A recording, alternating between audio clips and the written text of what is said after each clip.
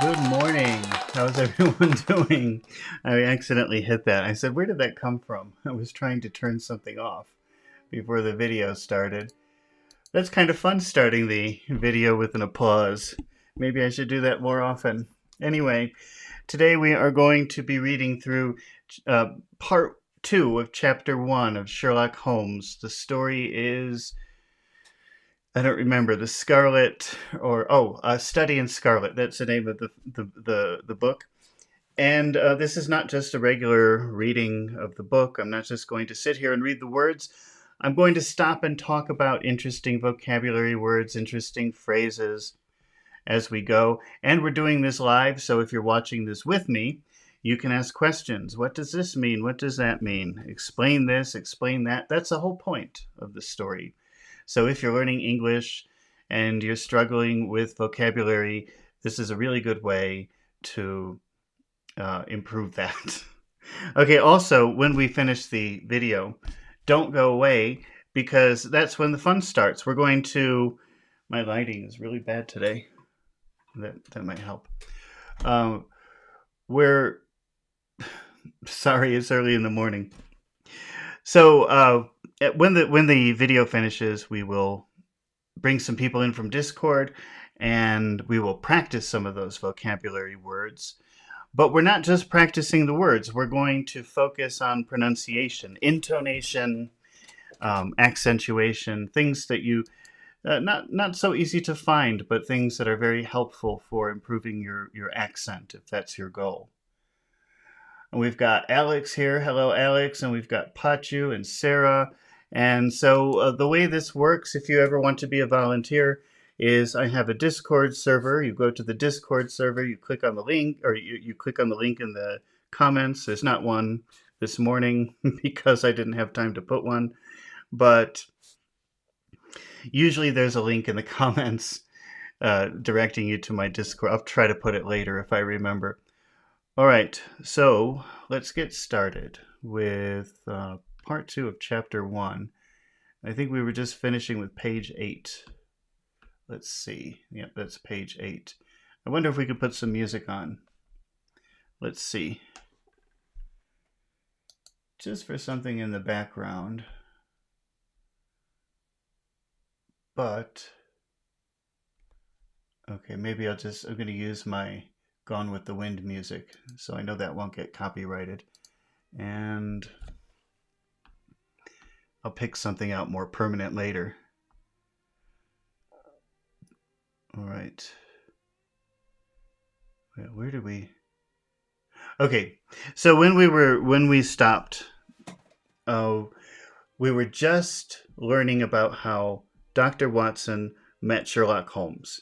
Dr. Watson, let's just recap what we learned from yesterday. Dr. Watson was in India, and then there was some fighting, and he got moved to Afghanistan, and he got injured. And then we talked about the word shatter. And the difference between the word break and the word shatter is that break is maybe like one piece or two pieces, but shatter is like a million pieces. And Dr. Watson shattered his shoulder, which sounds horrible. Imagine your shoulder is in 1 million pieces.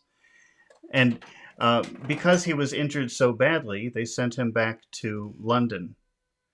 So he arrives in England. He doesn't really make very much money, and he's finding London to be very expensive. So he thinks, I need to get a roommate, really is what he's thinking. And he meets an old friend who says, oh, I know a guy. And he goes to introduce him to this very strange person, Sherlock Holmes. So they're just meeting for the first time. Dr. Watson, Mr. Sherlock Holmes, said Stamford, introducing us. How are you? He said cordially, gripping my hand with a strength for which I should hardly have given him credit. So that means that when Sherlock Holmes grabbed his hand, it was very strong, and Watson was surprised because he doesn't look like a strong man. But when he shook Watson's hands, he's like, wow, you're strong. Pachi says, why is this book so famous? Well, I think back then, I know this is true in the middle 1800s with Charles Dickens. It was very popular to have like these short stories. Charles Dickens' books were not, as far as I know, they were not written at one time. They were written like in monthly installments. So every month there would be the next chapter. And that was entertainment back then because think about it. They didn't have TV or internet or radio or anything like that. So entertainment was reading books, believe it or not.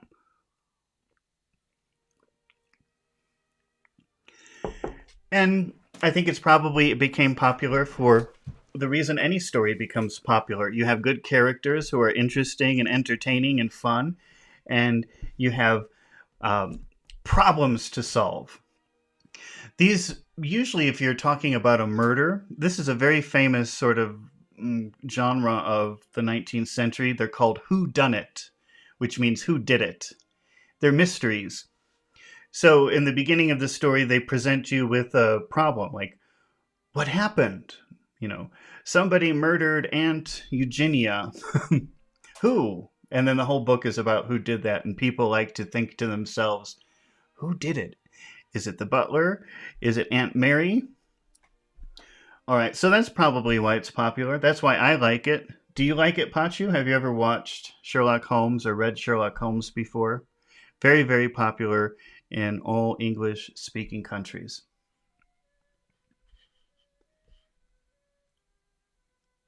Let's see. So Watson is very surprised about the strength of Sherlock Holmes' handshake because he looks weak.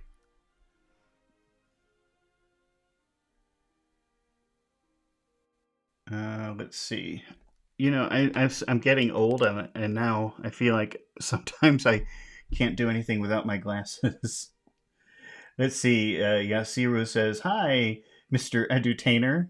Oh yeah, I forgot about that. I've got to use that. Edutainment. I really like that. Hi, Yasiru. How are you doing today? People were very interested in murder, crime. Yes, I know. Oh yeah, Pachu says yes, he knows Sherlock Holmes. Where's my mute button? I have to cough. All right. So, yes, so that's not true in Nepal. People don't find murder fascinating. People in the West love to think about murder. Not murdering people, they just love a mystery. It doesn't have to be about murder. Sometimes it's about stealing, and sometimes it's just weird behavior. I think I've seen all of the. There's a really good TV series by. I don't even think it's a BBC. It's some British corporation from the early 80s with Jeremy Brett. That's my favorite Sherlock Holmes, and I've seen all of them. So let's see. Let's keep reading. All right. So Dr. Watson's surprised. Now remember, they're meeting for the first time. How are you? He said cordially, gripping my hand with a strength for which I should hardly have given him credit. So that's where he's saying, I'm surprised he was so strong. When you give people credit for something, it means you already acknowledge that they have that ability. So I didn't give him credit for being strong. When I looked at him, he didn't look strong to me. And then when how are you? Oh, wow. Okay, so they're meeting for the first time. They do not know each other. And this is what Sherlock Holmes says. He says, you've been in Afghanistan, I perceive. So, of course, Watson's surprised because how would he know that about him? How on earth did you know that? I asked him in astonishment. Astonishment means to be surprised. It's the noun form. How on earth did you know that? I asked in astonishment. Never mind, he said, chuckling. Chuckling is, it's a little bit of a laugh. It's a kind of a little funny laugh. And actually, I think that would be a fun word to practice today. Oh, by the way, don't forget, I have to open up my Discord. Maybe you did. I have to get back into my routine. It's so hard. I used to do all of this automatically, and now I have to think about it because I haven't done it in a while. Pachu says, which war was it? You know, Pachu, it's really interesting because in the 19th century, in the late 19th century, that area was very important. The Afghanistan area was very important. I think it was for a strategy for war, but also for trade. Afghanistan was a very, very important place. And so in the 1870s, oh, also, no, no, no, I'm thinking of Ukraine. Ukraine was actually the place that they were fighting over in the 1870s. That whole area, you know, the British, and I think in the 1870s, were still trying to expand out of India. So that makes sense. They were in India, and maybe they were trying, you know, that's kind of the edge of the empire. If it was in the empire, I don't know. But that whole central area, even going up to Ukraine, it has always been strategically very important. Look at it now. People are still fighting over it 150 years later. So there's something there. There's something there.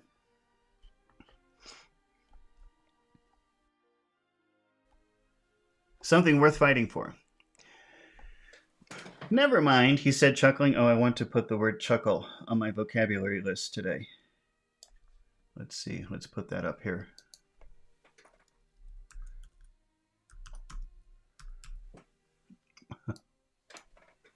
Chuckle.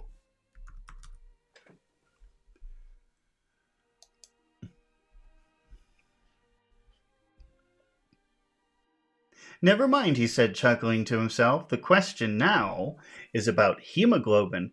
Hemoglobin is something inside the blood, I believe. I guess we better. It's a scientific word, so it's not terribly important to know what it is, I guess, unless your goal is to study science. But let's see, hemoglobin.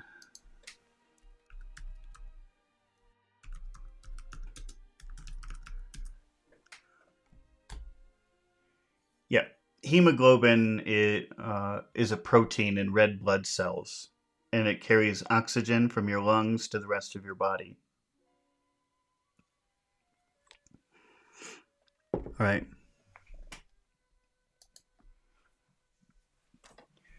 No doubt you see the significance of this discovery of mine. It's interesting chemically, no doubt, I answered, but practically. So, because Watson is a scientist, he's a doctor. He understands. We don't understand, or maybe you do. I don't understand how wonderful that discovery was, but you know, Watson's like, well, maybe if you're a scientist, maybe if you're a nerd, then it's interesting. But for normal people, no, it's not interesting. Why, man, it's the most practical medico-legal discovery for years. So you have the combination of two words. You've got medical, so you know this is about medicine, about the study of the body or healing. And then you have legal. So Sherlock Holmes is mixing two concepts, medicine and law. And I think because he's a detective, like, oh, now I know something about blood that will help me with the law. You have the medical part, studying the blood, and then you have the legal part. And we know that Sherlock Holmes is a detective. So that's why it's really interesting that we could, you can always do that sometimes. You can combine words like medi and legal and push them together and form new words. I've never seen that word before. Don't you see that it gives us an infallible test for blood stains? Now, if you know the word foul, if you look in Latin words, in Latin languages like French or Spanish or Italian, when you see that FALL, something like that, actually in English we have it too, fail. It's the same word. It's the same word, like, but a lot of times it could be missing. Sometimes it means missing. Sometimes it means failing. Here it does mean failing, infallible. So if you have foul, that's like fail, and then you have a negative in, You have infall, that's can't fail, or not fail, not fail, in, not, foul, fail. And then you have able, can't fail. If something is infallible, and I think we'll use that today, infallible. I've never used that word. That means it cannot fail. Let's see, Yasiru says, I'm a huge true crime fanatic. It's one of my favorite things. There's a huge subcommunity for true crime. We don't get entertainment with true crime as with comedy. It's relatable. It can happen to any. Yeah, I know Yasiru because I watch those channels too. I was just watching them last night. Police interrogations, police body cam videos. That's all I watch.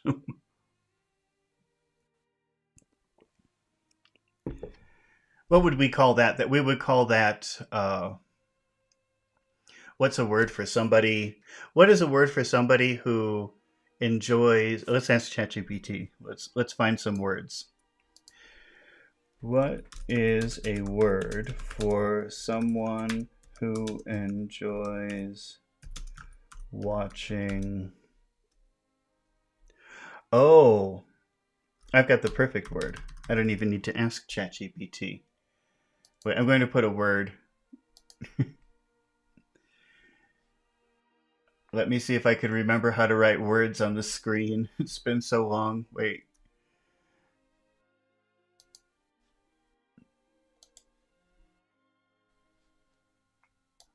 Oh, here we go. Okay. I hope I can spell this. This is a French word, and French is even harder to spell than English. Somebody was just asking me this morning, this English spelling doesn't make sense. And I said, think of it like Chinese writing. You just have to memorize the letter combinations and don't try to apply logic to it.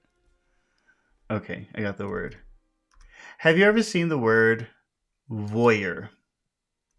Oh, it's not coming up. Okay, I'm going to have to... I don't know what I'm doing wrong. Let me just find a picture with the word on it.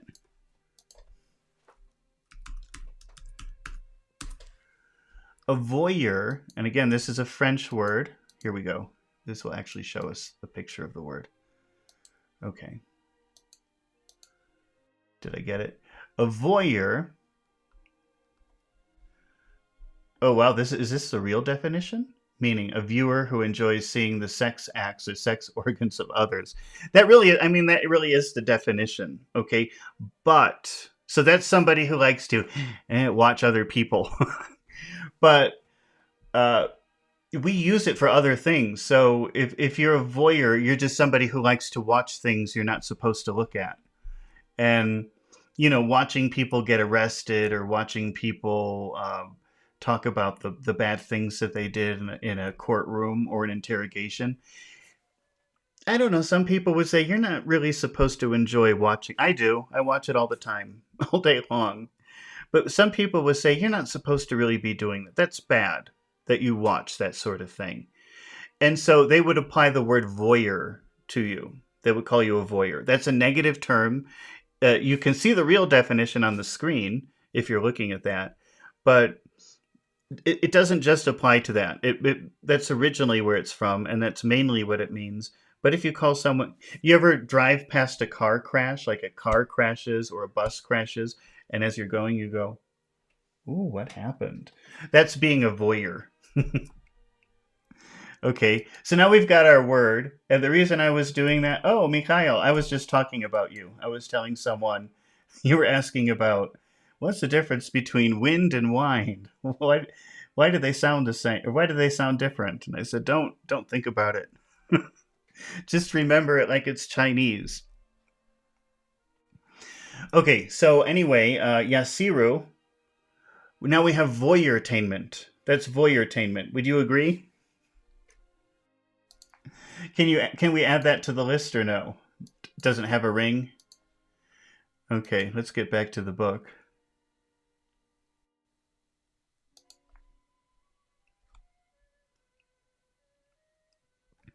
So that's your answer, Pachu. Voyeurtainment.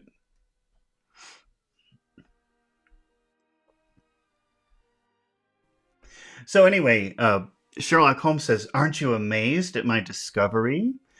And isn't it interesting?" And then Watson says, "Yeah, it's interesting chemically, no doubt." I answered, "But practically." So if something is practical, that means how can you apply it in your life, or how can you apply it in the world? So Watson says, "Well, it's interesting, but it's not practical. You can't do anything with it."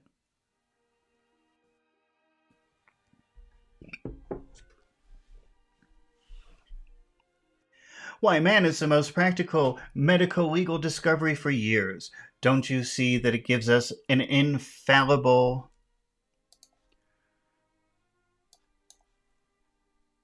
Don't you see that it gives us an infallible, where'd it go? Test for blood stains? Come over here now." He seized me. When you seize something, you take it by force. So that's a word that you see a lot with police. You know, the police seized the drugs. The police seized the money. But here they're using it to mean Sherlock Holmes grabbed him and said, "Come over here."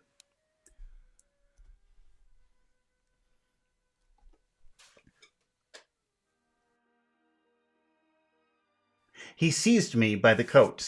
By the coat sleeve. He seized me by the coat sleeve. You know, this text is so small, I'm getting lost. And usually it's very easy for me to find where I left off if I look up. But here, the text is so small. I better zoom in really good. He seized me by the coat sleeve in his eagerness and drew me over to the table at which he had been working. "Let us have some fresh blood," he said. Digging is when, you know, like if you're making a hole in the ground, you do this. This is digging. Digging in what?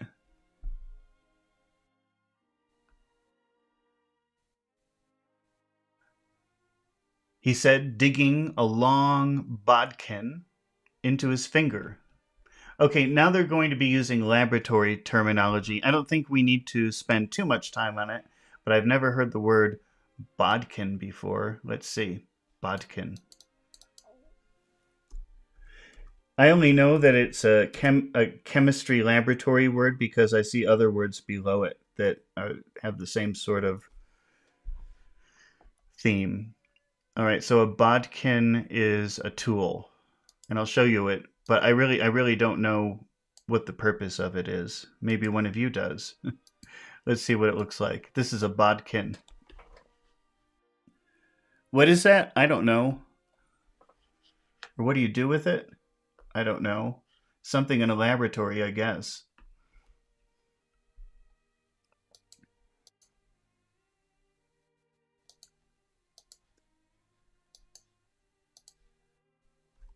All right.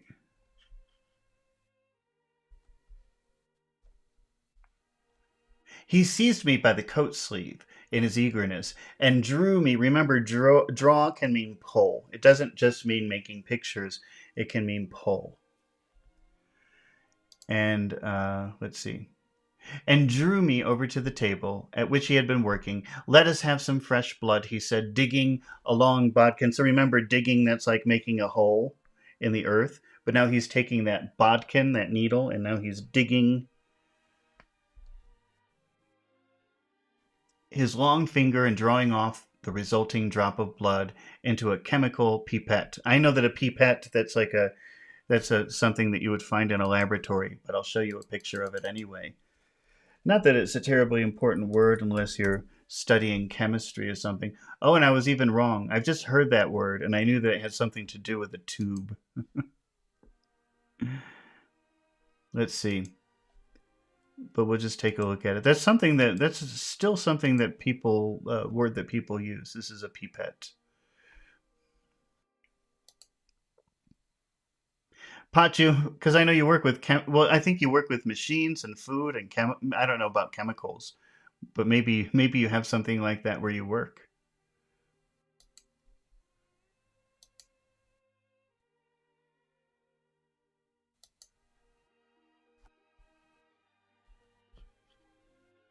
All right.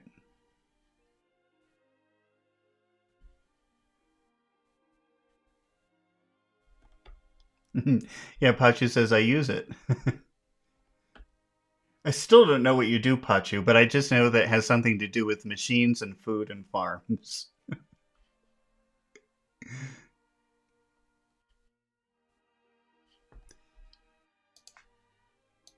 Let's see.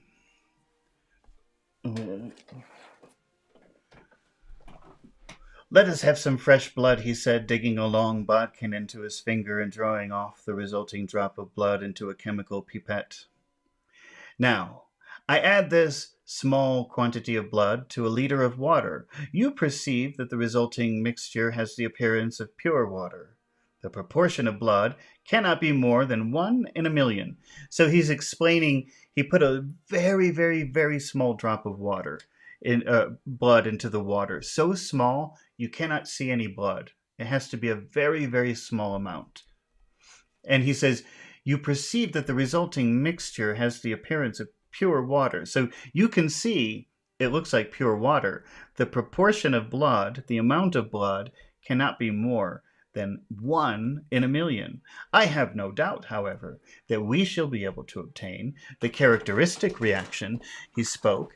As he spoke, he threw into the vessel a few white crystals and then added some drops of transparent fluid. In an instant, the contents assumed a dull mahogany color. Mahogany is a type of wood, and actually I think it's pretty expensive wood. So let me show you the color of mahogany wood.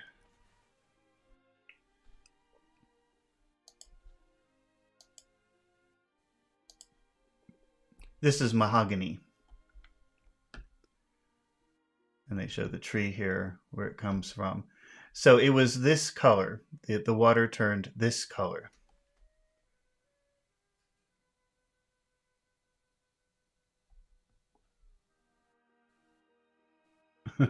Yeah, Zero says, yes, we are voyeuristic. We are. We are. That's true.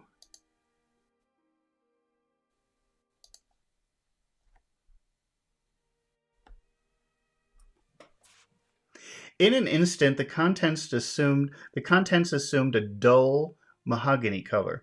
Now we've talked about the word dull before, and dull is the opposite of shiny. Sarah says it's like brown. It's a type of brown, but sometimes, like for example, some girls have kind of a brown hair, and we call that chestnut hair. Actually, let's take a look.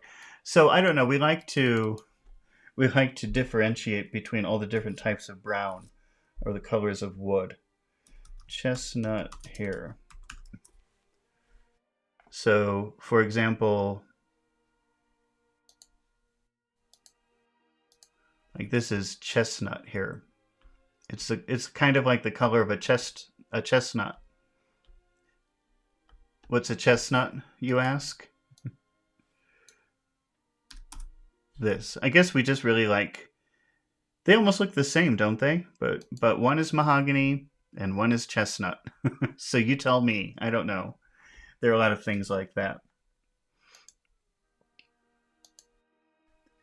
Okay.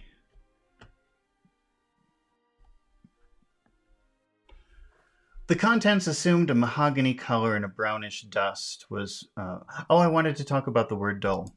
Okay, let's put dull shiny. Dull is the opposite of shiny.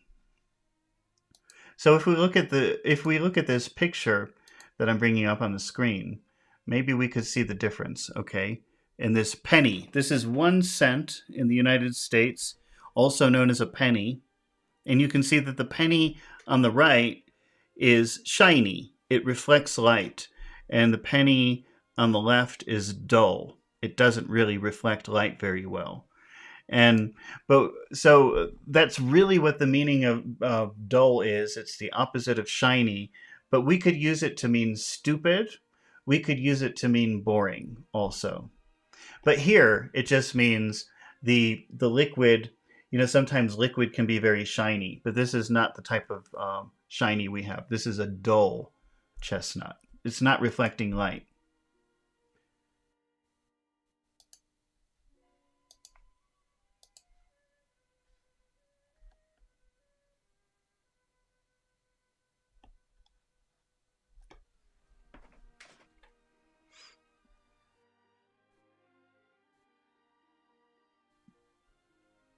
As he spoke, he threw into the vessel a few white crystals and then added some drops of transparent fluid.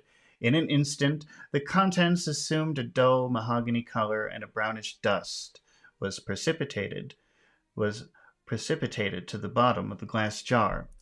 "Ha ha!" he cried, clapping his hands and looking as delighted as a child with a new toy. "What do you think of that?" "It seems to be a very delicate test," I remarked. "Beautiful. Beautiful. The old...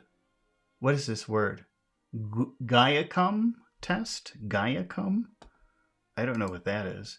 It looks like somebody's name. Gaiacum. Gaia... I forgot how to spell it already.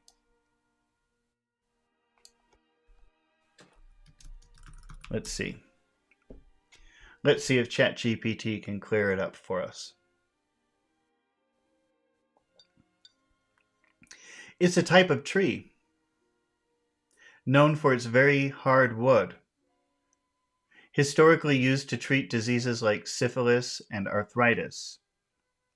It's also the source of the word Gaiac test, a medical test for blood in stool. Okay, so actually, it's a way that is called the... here, according to ChatGPT, it's called Gaiac test. Maybe it's a little bit different in Victorian England, but it's a test where they look for blood in your poop. Oh, good morning. It's only 6 o'clock in the morning here, and here we are talking about all this stuff. Car crashes, poop.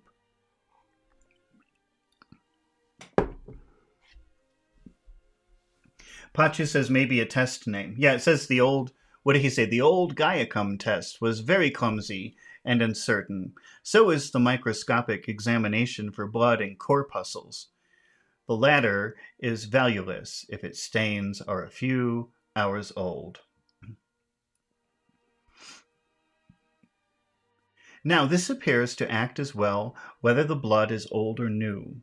Had this test been invented, there are hundreds of men now walking the earth who would long ago have paid the penalty of their crimes.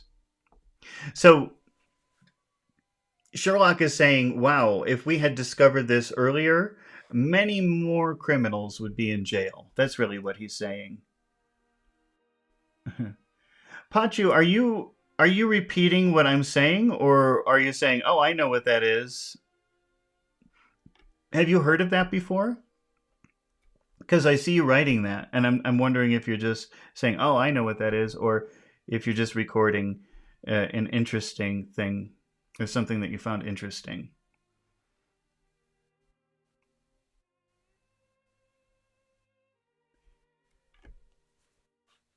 Indeed, I murmured.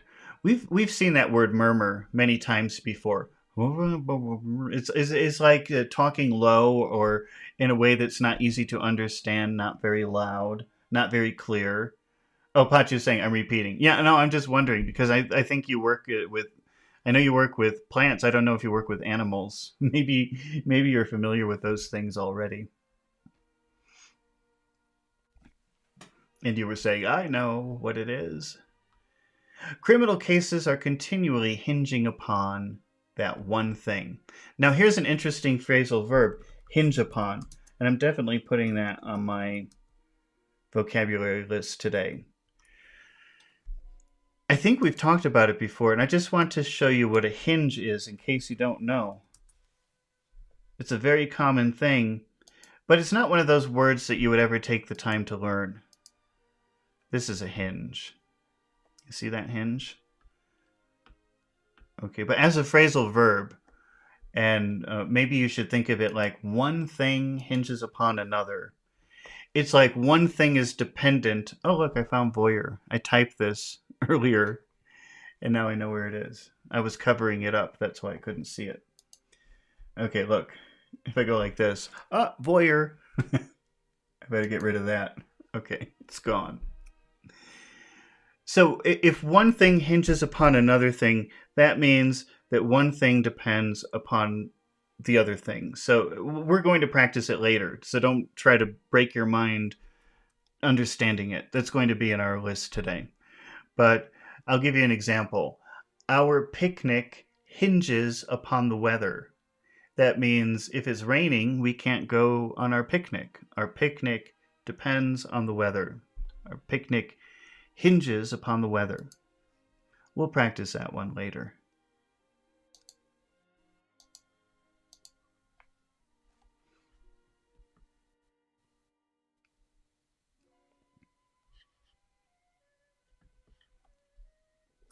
Criminal cases are continually hinging upon one point. So criminal cases are continually depending on one thing. Sarah says, hinging upon can mean stick to. I can't think of how you would make that connection. No, it just, as far as I know, it just means that one thing depends upon another thing. Our picnic hinges upon the rain. And Sherlock Holmes says that the government or the law or the police are continually hinging upon one thing, meaning they're depending on one thing to capture criminals. Let's see what he says later. Criminal cases are continually hinging upon that one point. A man is suspected of a crime months, perhaps, after it's been committed. His linen or clothes are examined. Linen is clothing made from, I believe, pure cotton is called linen. So his linen, his clothes. His linen or clothes are examined, and brownish stains discovered upon them. Are they blood stains, or mud stains, or rust stains, or fruit stains? Or what are they? That is the question which has puzzled many an expert, and why?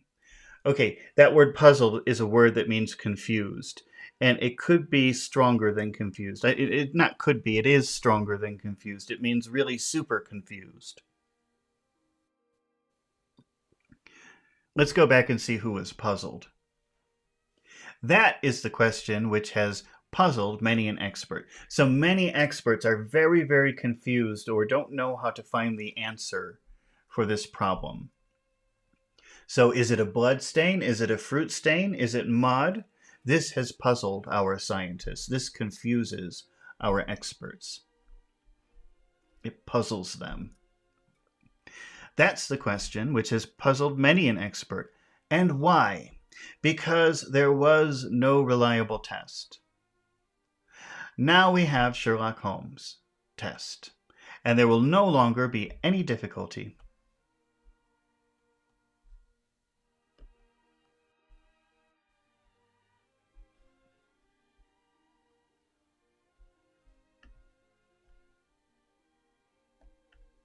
His eyes fairly glittered as he spoke. I know that we've talked about the word glitter before, but because it's not such a common word to encounter, let's just review what it means.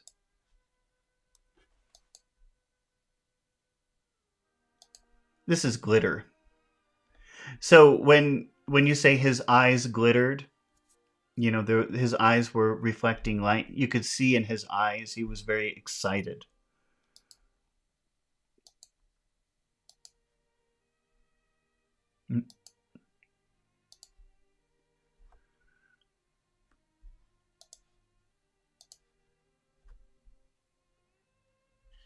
His eyes fairly glittered as he spoke.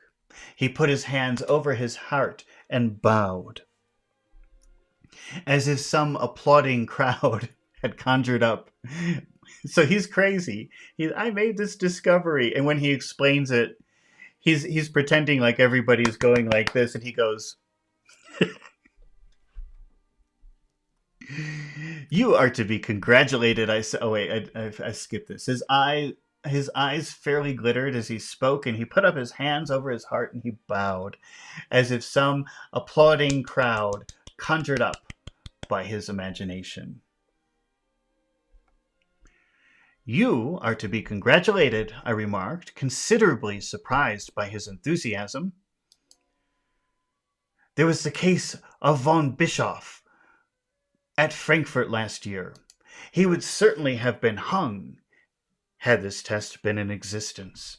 Then there was the Mason of Bradford, and the notorious Muller, and Lefebvre of Montpelier, and Samson of New Orleans. I could name a score of cases in which it would have been decisive.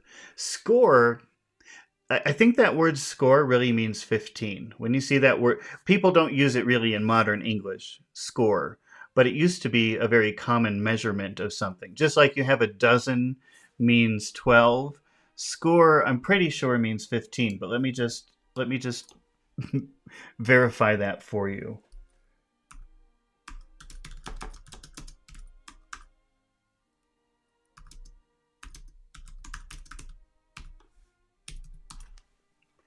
Let's just ask.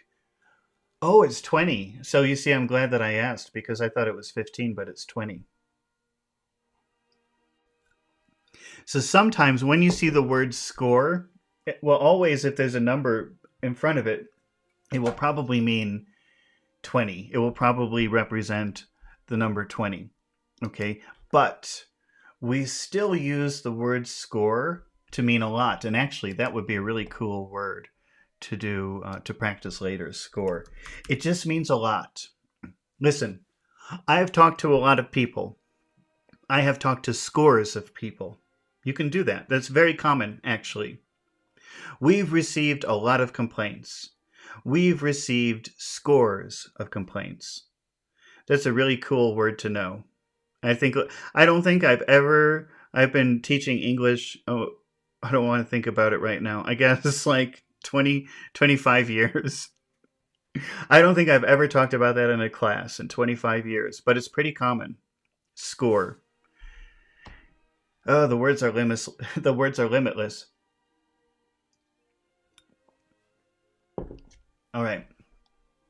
I could name a score of cases. So he's saying I could name a lot of cases. He's very specific. A score is exactly 20.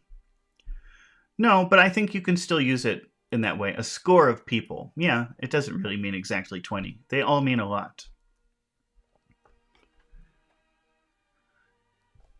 You mean to be a walking calendar of crime? Said Stamford with a laugh. You might start a paper on those lines. Call it Police News of the Past. Very interesting reading it might be made too, remarks Sherlock Holmes. So you see that, Yasiru? Even back then, Sherlock's like, yeah, a lot of people will like that. Pachu says a score of. It can also be scores of, plural. You could say scores of.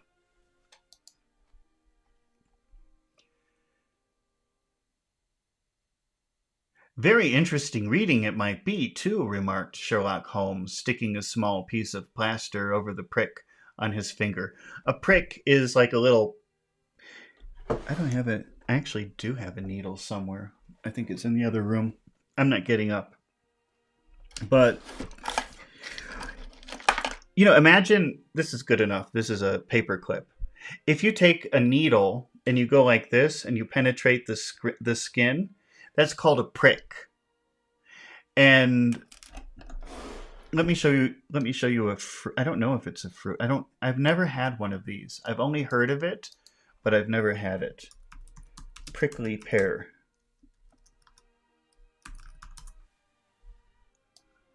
Yeah, definitely never had that. So for example, this is called a prickly pear. I guess this is something you can eat. I've never eaten one, but it's called prickly because it has these little spines on them that will hurt you if you touch them. That's a little prick. Like if the doctor's going to give you an injection, he'll say, okay, just a little prick. That just means just a little like that.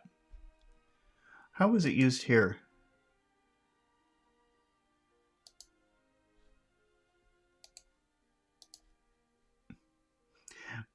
It's also used to talk about...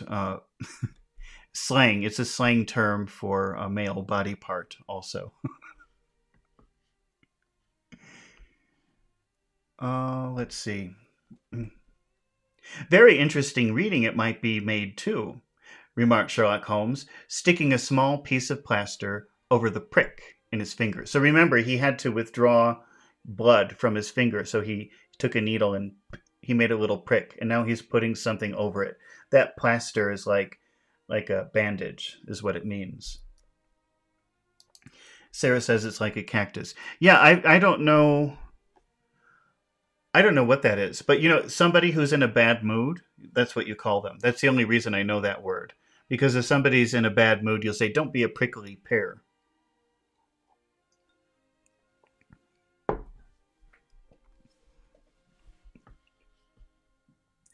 I have to be careful, he continued, turning to me with a smile, for I dabble with poisons a good deal. Dabbling. Should we change one of these words? I like the word dabble. I want to practice. Okay, I'm going to change one of my words to dabble. That's a good word. To dabble in something means that you do it a little bit. You're not obsessively doing it or too much. So if I say, oh, Sarah, do you speak Chinese and Japanese? Sarah might say, well, I dabble in languages. I speak English, but I don't speak Japanese or Chinese. Maybe you do, Sarah. but that's what it means. It means I'm not a language expert. I speak one other language. I don't speak a lot of languages. Or, oh, I'm so happy my stocks went up yesterday. Oh, do you invest? Well, I dabble. That means I do it a little bit. I'm not like a big rich investor. I just do it a little bit. Or, Yasiru, are you a police officer or a detective? No, I just like true crime. I'm not a police officer. I just dabble in it. I just participate in it in a little bit. But I think when Sherlock Holmes is saying it, he's using sarcasm. So what did he say he dabbled in? For I dabble with poisons. No, probably it is true. He probably doesn't work with poison all the time. He just works with poison a little bit. So he says, for I dabble with poisons a good deal. He held out his hand as he spoke, and I noticed that it was all mottled over with similar pieces of plaster and discolored with strong acids. We came here on business, said Stamford, sitting down on a high three-legged stool and pushing another one in my direction with his foot. My friend here wants to take diggings. Okay. Digs is a funny word for a place to live. Okay, so I could say, come on over to my digs. I never would say that, but it's a very funny way of saying it. I don't know why. I don't know where that comes from. I thought it was modern English. I thought it was contemporary English, like from the 50s or the 60s. I thought that's where it came from. But here we can see it 100 years earlier than that, or 80 years earlier than that.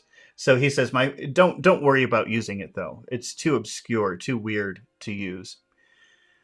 My friend here wants to take digging. So that means my friend here wants to find a place to stay.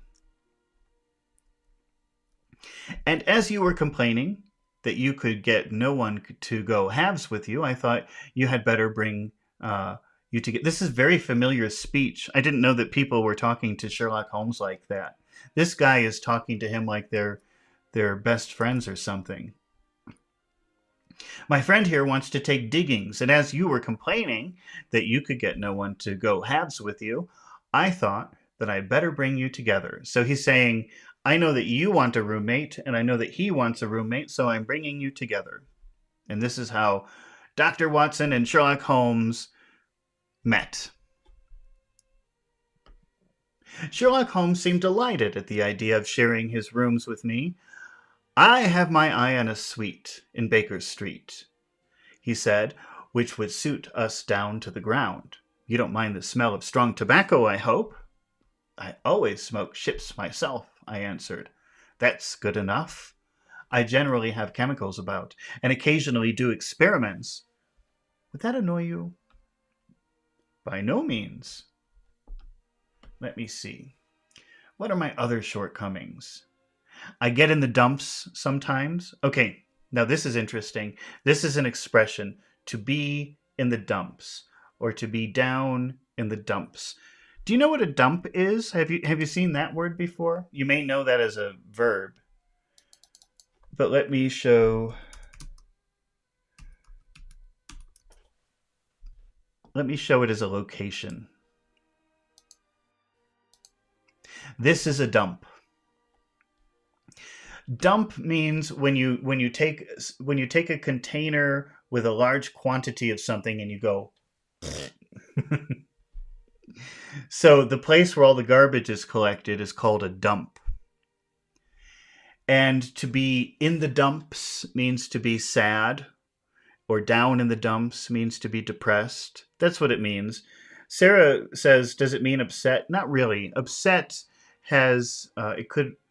could mean like nervous or angry, and down in the dumps or in the dumps only means depressed, only means very, very sad. So if you're like this, I would say, Sarah, why are you in the dumps? Why are you down in the dumps? That's a pretty common expression. All right.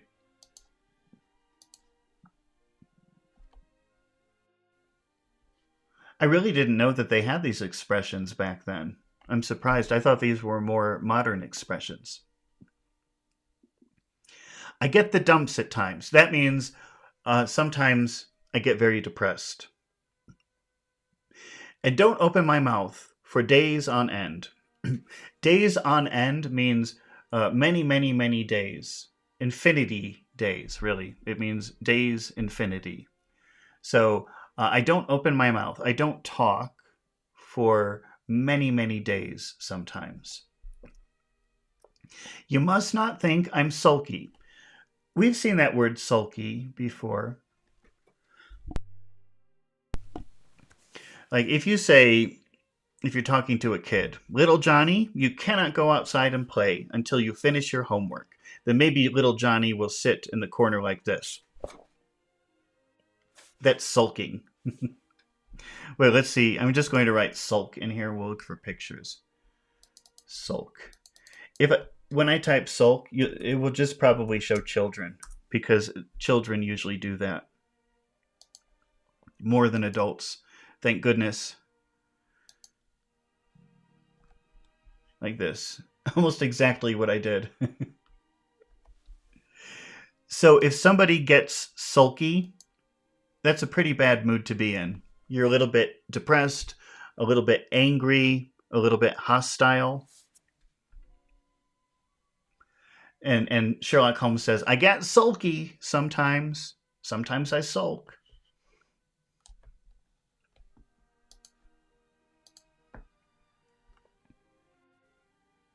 You must not think I'm sulky. Oh, he's saying don't think I'm sulky. Don't think I'm like this. I'm just depressed.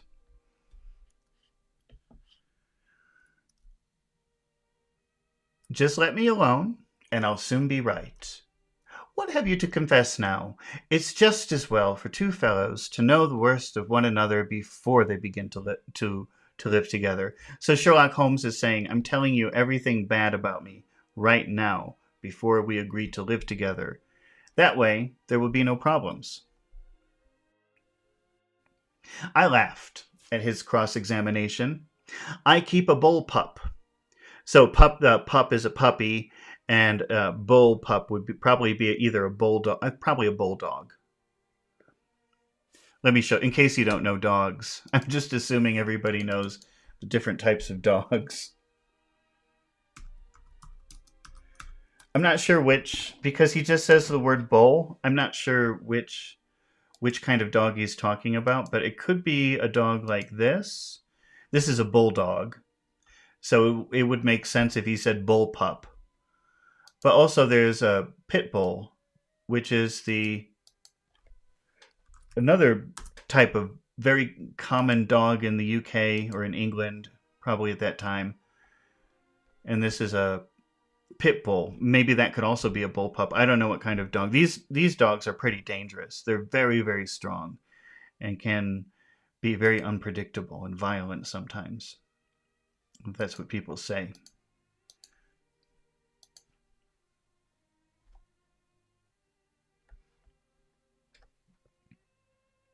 I laughed at his cross-examination. I keep a bullpup, I said, and I object to rows. A row is a fight. So I object to fighting. I will not fight. I laughed at this cross-examination. I keep a bullpup, I said, and I object to rows because my nerves are shaken. So remember that Watson is back in London because he was in war.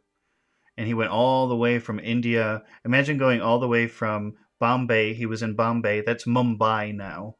But he was in Bombay, and he went all the way up to Afghanistan. How long would that even take in the 1870s? So he was very seriously injured. His shoulder was shattered. And so they sent him back to London. But he's saying, my nerves are shaken. So he was in a war for a long time and traumatized, and he does not want to fight with anybody. He just wants to rest and recover.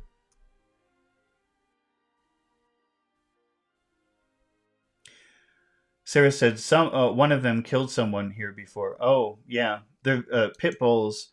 I've seen horrible... talk about voyeurtainment. I have seen some videos of pit bulls doing horrible things. It's kind of scary. But I love dogs.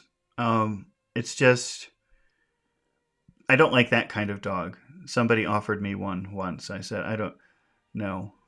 They're too unpredictable.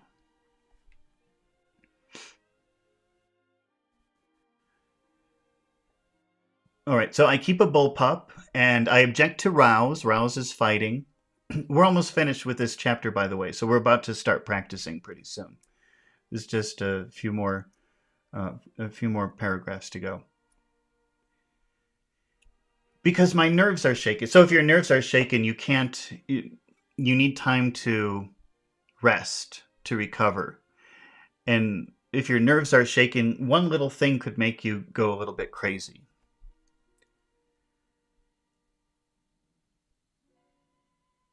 And I get up at all sorts of ungodly hours.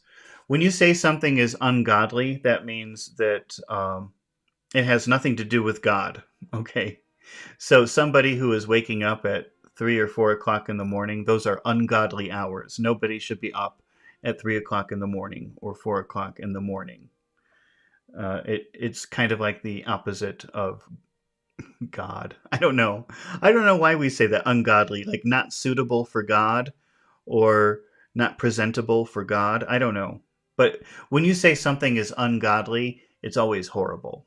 Let's just think of it like that. It just means horrible. Horrible hours. Ungodly hours. And we still use that. I use that word. I use that word sometimes. But you just have to use it for something horrible. Ugh, the taste is ungodly.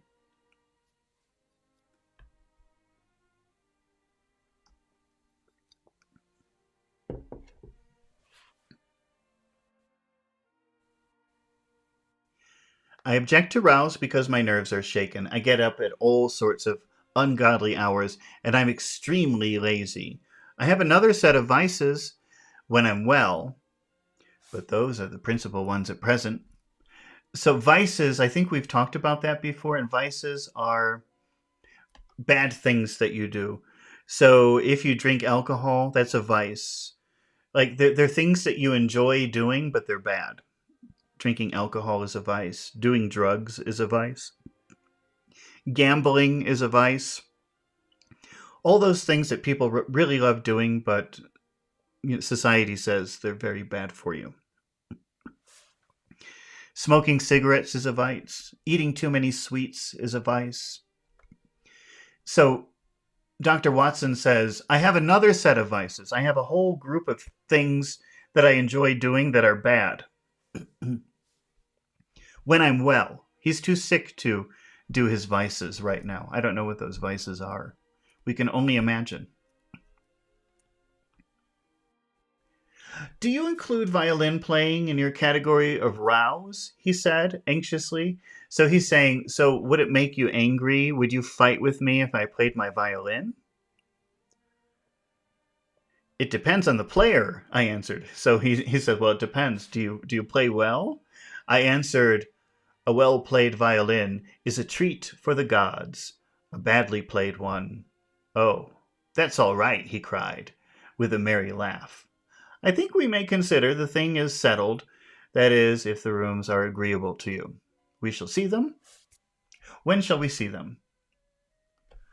Call for me here tomorrow noon. At noon tomorrow. Now, so remember that in the 19th century, we've seen this many times, or pre-modern times. Let's say pre-telephone. When you call on someone, you have to have that preposition on. That means visit me. And you can still use it. It sounds a little bit old-fashioned to call on someone, but that means to make like a social visit. So Sherlock Holmes says, call on me. He's saying, visit me. But he says, call for me. Call for me here at noon. That means come and get me. And we'll go together and settle everything, he answered. All right, noon exactly, said I, shaking his hands. We left him working among his chemicals, and we walked together towards my hotel. By the way, I asked suddenly, stopping at the turning upon Stamford, how the deuce did he know that I had come from Afghanistan? Okay, we talked one time, we were talking about substitution words for words that could maybe people would object to. So, for example, it's kind of rude to say God. People do it. Oh, God. But if you're a little bit more conscious, you might say, oh, gosh. You substitute the word that, maybe you shouldn't be talking like that. Maybe you shouldn't. Maybe you shouldn't say that word so much, either because it's bad or it's not proper. So we come up with substitution words. Instead of saying, oh God, we say, oh gosh. Instead of saying, oh Jesus, we say, oh gee.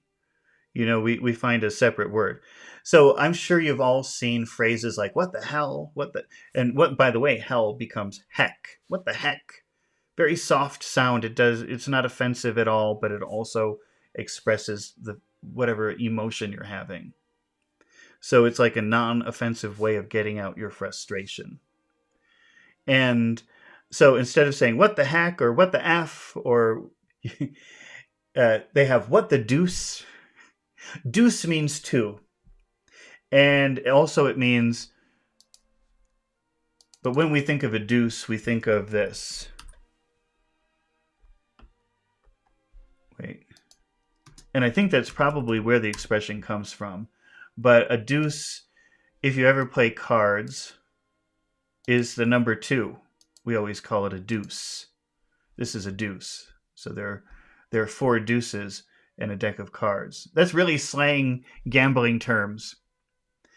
So instead of saying, what the hell, or what the F, you could say, what the deuce? And I think that was maybe a common expression in Victorian times. It is not a common expression in modern times, except if you're familiar with the TV show Family Guy, there's Stewie is always saying that. He's always saying, what the deuce? I thought they made that expression up for the TV show, but apparently it's an expression that they used. It's a fun one. You can use that. What the deuce? And people, because you're foreign, if you say that, people will laugh. They'll say, how does he know that? What the deuce? So it's just an expression you can use to express surprise, but it's not common, at least in contemporary English or Family Guy fans.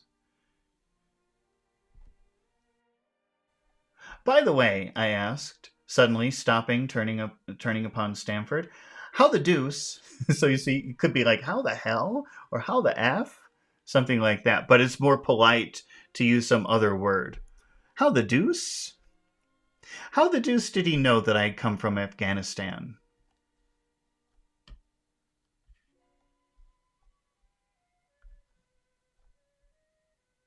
My companion smiled, an enigmatical smile. An enigma is something impossible to understand. I think it's a Greek word, but I'm not sure. Right, let's see. Enigma.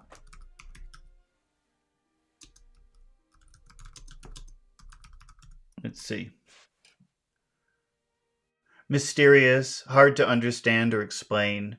It's a Greek word, enigma, riddle, or dark saying. Okay, so being enigmatic means being mysterious. My companion smiled an enigmatical smile. That's just his little peculiarity, he said. A good many of us have wanted to know how he finds things out. Oh, a mystery, is it? I cried, rubbing my hands. This is very piquant. Okay. Well, I know that in Spanish, if you, because I live in Mexico, if you say picante, that means spicy. This must be the French word for spicy. Let's see. Piquant. And so if something is, and we, in English, sometimes recently, this has become a very recent thing. It wasn't a thing maybe 10 or 15 years ago. When if somebody is on the internet being very angry, you say, "Oh, you're very spicy today." You're I don't know if that makes sense, or if in your own language you would describe someone as spicy if they were like angry or very unpredictable. Let's see, piquant meaning in French, or what piquant? Let's just do piquant meaning. People don't use that word in contemporary English. If you said to someone, "Oh, you're rather piquant today," people would say, "Wow, are you the queen? Why are you speaking like that?" Pachu says hot. Yes, it means spicy or full of flavor. Okay, so when if you say something is piquant, that means it either is you have to be careful with it because it's too spicy, or it's full of flavor, like full of unexpected flavor. So it could be a very lively person too, couldn't it? But I know that in Spanish, picante means spicy, and this looks French, so it's just really the word spicy in French.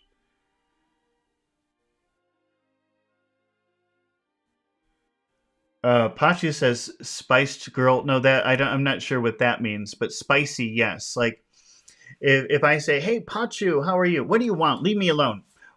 Pachu, why are you so piquant today? No, I wouldn't say piquant though. If you want to use the contemporary idea, say spicy.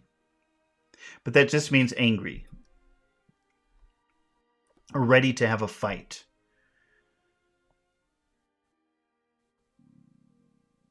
Oh, a mystery is it? I cried, rubbing my hands. This is very piquant. This is very interesting. This is full of flavor. I'm very interested.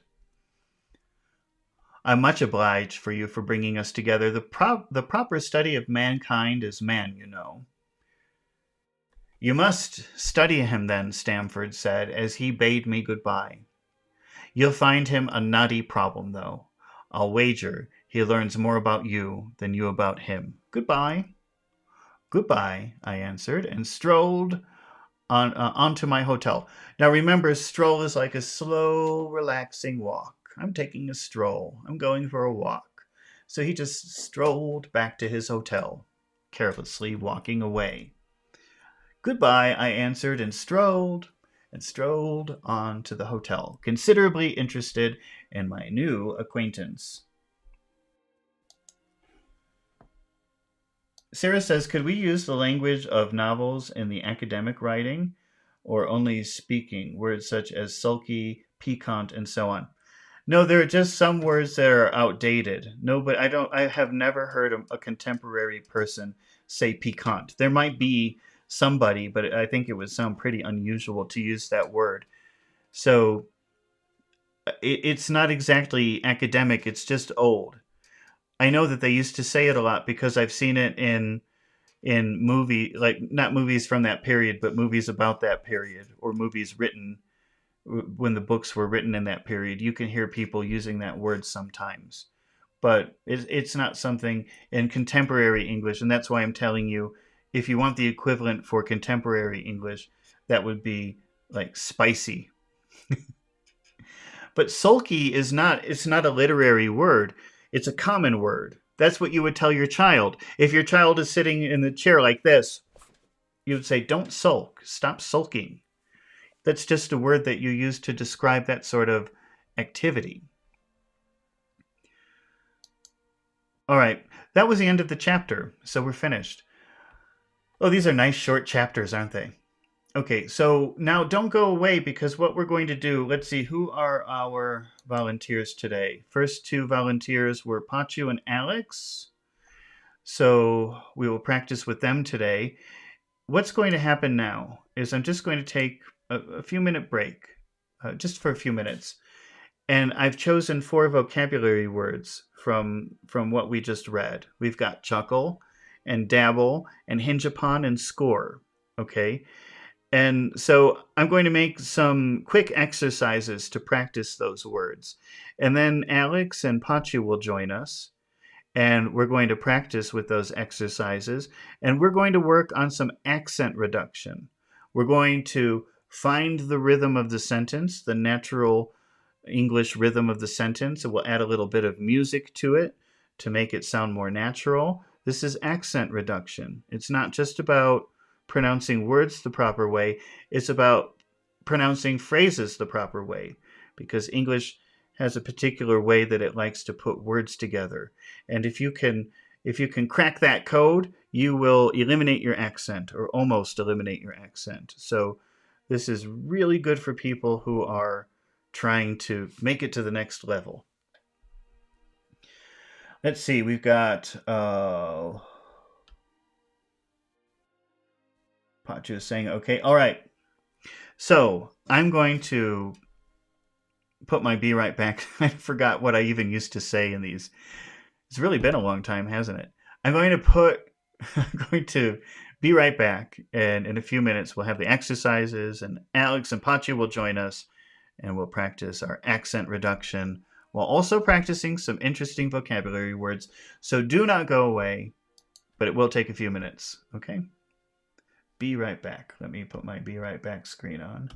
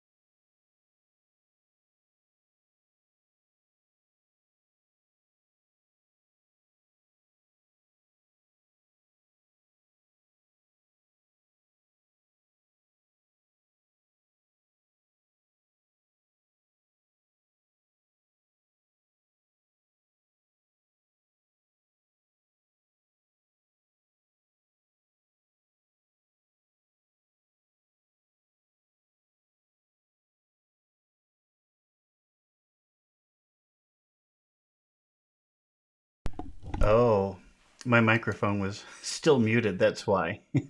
Oh no. Okay, can you hear me, guys? Try. Anybody hear me in the Discord room?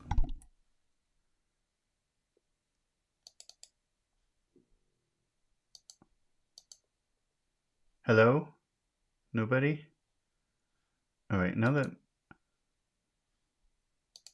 let's look at my settings here.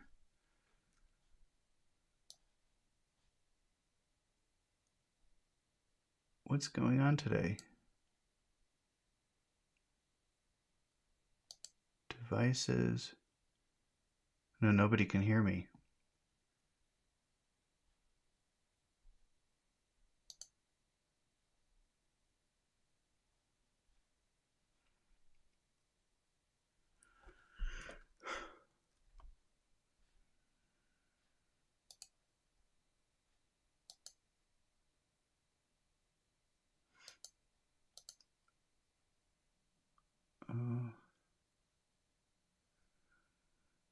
Both Pachu and Sarah are telling me to join the Discord, but I am there. Let's see. So you can join on Discord. I hear you.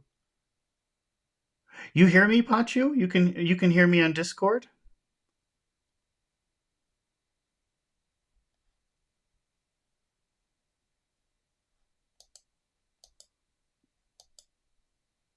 Oh. I don't understand. Let me check my settings here.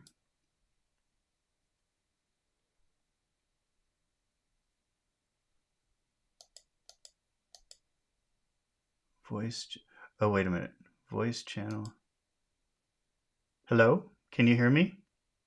Yes, sir. Hello, sir. Oh my gosh. Hello. You know, probably I just have forgotten how to do this because Yes. it's been so long. Yeah. Oh my god. That's so crazy. Okay. Yes. How are you doing today, Pachu? Great. Great. Great. Oh, you're back. You're back, Pachu. And Alex, are you there? Can you hear me? Yes, Okay. I can. Oh wow. Well, that should be a lesson to me. Never go away for 2 months. All right. I forgot. I mean, I've forgotten everything. I've forgotten how to make video. I guess I just don't remember things like I used to. Okay, so good. We're here. Let me get my exercises here. And so now what we're going to do is, let me copy this here. Have you ever seen this word, Pachu, Alex? Chuckle. Have you seen that before? Yes. You have seen that before, Pachu? And what does that mean, chuckle? Yes, sir. What does it mean? Chuckle means just short laughter. Laughter. That's right. Yeah. And have you seen that before also, Alex? Yeah, I think we tried it before. I think Really? we had that word before. Yeah. Well, that's news to me. I guess Discord isn't the only thing I forgot. Okay. No, that's it. So let's. I have a good memory, but I couldn't remember the meaning, but I remember we had it before. Yeah, a chuckle. We had that word before. A chuckle isn't a big laugh. It's just a. That's a chuckle. It's just a very small little laugh.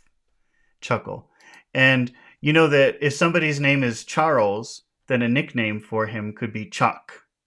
So now that the UK has a new king, I call him King Chuckles. But don't do that. I think that's probably disrespectful, but I think it's funny. King Chuckles. Okay. So let's see. We've got the definition, which is a quiet or a suppressed laugh, softer than a full laugh. And now let's do a little exercise with it.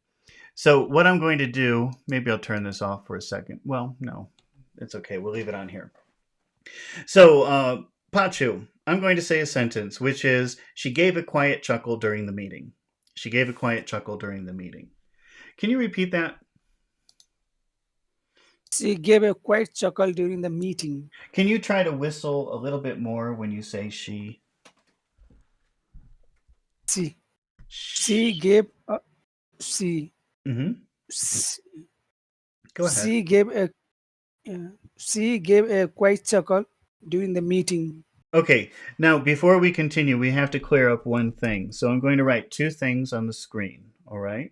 And this is something that we've talked about before, but it's really, really important.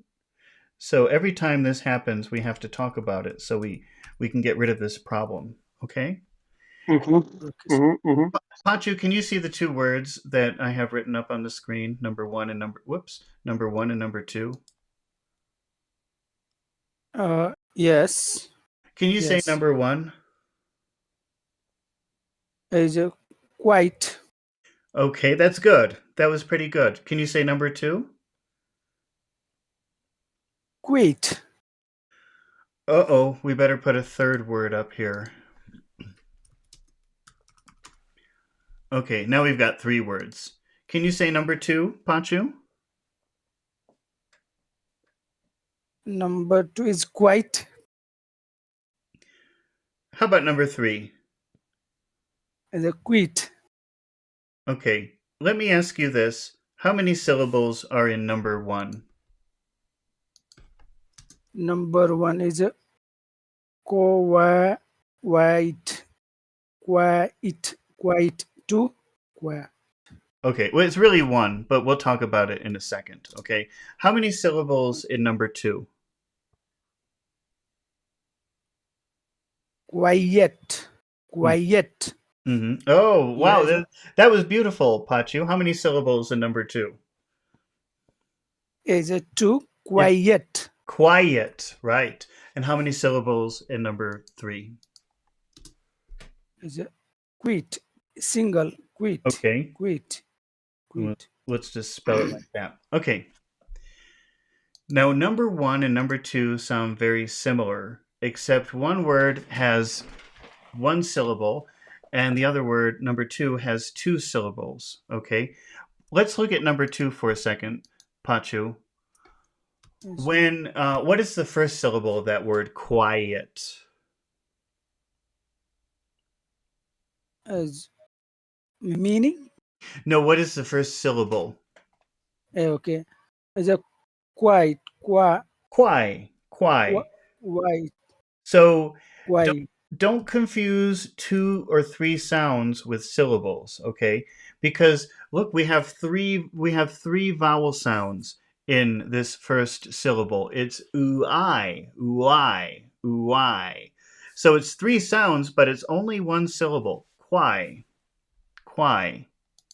Quai. Can you say that, Yes. Pachu? Quiet. Quai. Quiet. Quai. And then what is the second syllable of quiet? Quiet. Et. Et. Okay, that's the second syllable. What happens, Pachu, when one syllable finishes with a vowel sound and then the next syllable starts with a vowel sound? Okay, so we add a extra vowel sound and E. E. This time it's E because you add the final vowel sound of the last syllable.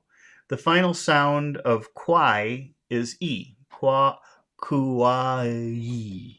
Okay, so Quiet. in order to separate the two syllables, you add an extra E, a big strong E. So it's not quiet, it's quiet. Quiet. Say number one, Pachu. Quiet. Quite. So it has all of those sounds, ooh-I, but it's one syllable. It's not two syllables. It's just three sounds pushed together. Quite. Yes, quiet. Quite. That's number one. Quite. Can you say it again, Pachu? Quiet. Quite. But now number two, it has all of those sounds as number one, but it's separated into two syllables. So you have to put that extra big stretch in the middle to make it very clear. Syllable one, syllable two, ye. Quiet. Quiet. Say it again. Quiet. Say it together as one word. Okay. So quiet. Quiet. Quiet. Quiet. Quiet. Quiet. Mm-hmm. Quiet. Say number 3, Pachu.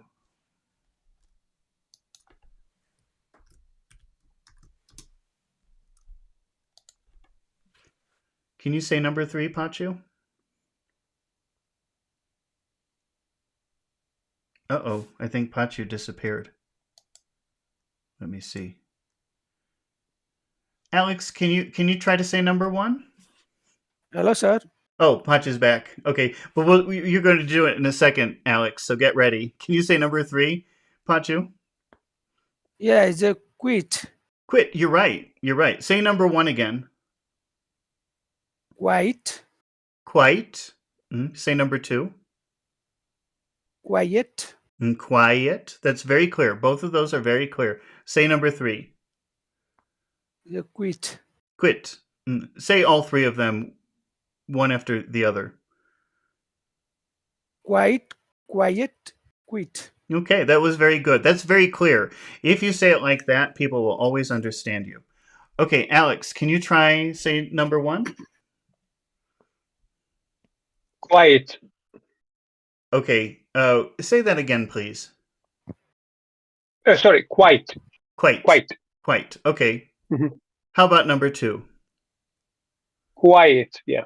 Quiet. If you maybe put a little bit more E in the middle. Quiet. Quiet. Yeah, there's more Okay. like that. Quiet. That's good. How about number 3? Quit. Quit. Okay, fantastic. All right. So what were we doing? We started with Pachu. The sentence sir. is she gave a quiet chuckle during the meeting. Oh, he gave a quiet chuckle during the meeting. Again. She gave a quiet chuckle during the meeting. Quite, which means very, or quiet? Which one? It's a quiet. Oh, can you see the screen, Pachu? Yes, sir. Mm-hmm. This is a noun, no? Yeah, this is No. not the verb. This is an adjective. Quiet Adjective, yeah. chuckle, like a soft laugh. Quite a small laugh. Okay. A quiet laugh. Sorry, It's sorry. an Okay, adjective. Yes, Mhm. adjective. Yes. How many syllables in that adjective, Pachu? Is it- Quiet. This is a quiet or quiet. Well, which one? Look at the screen because you can actually see the word and you can see 1, 2, 3. Which word are we doing? Number 1, number 2, or number 3?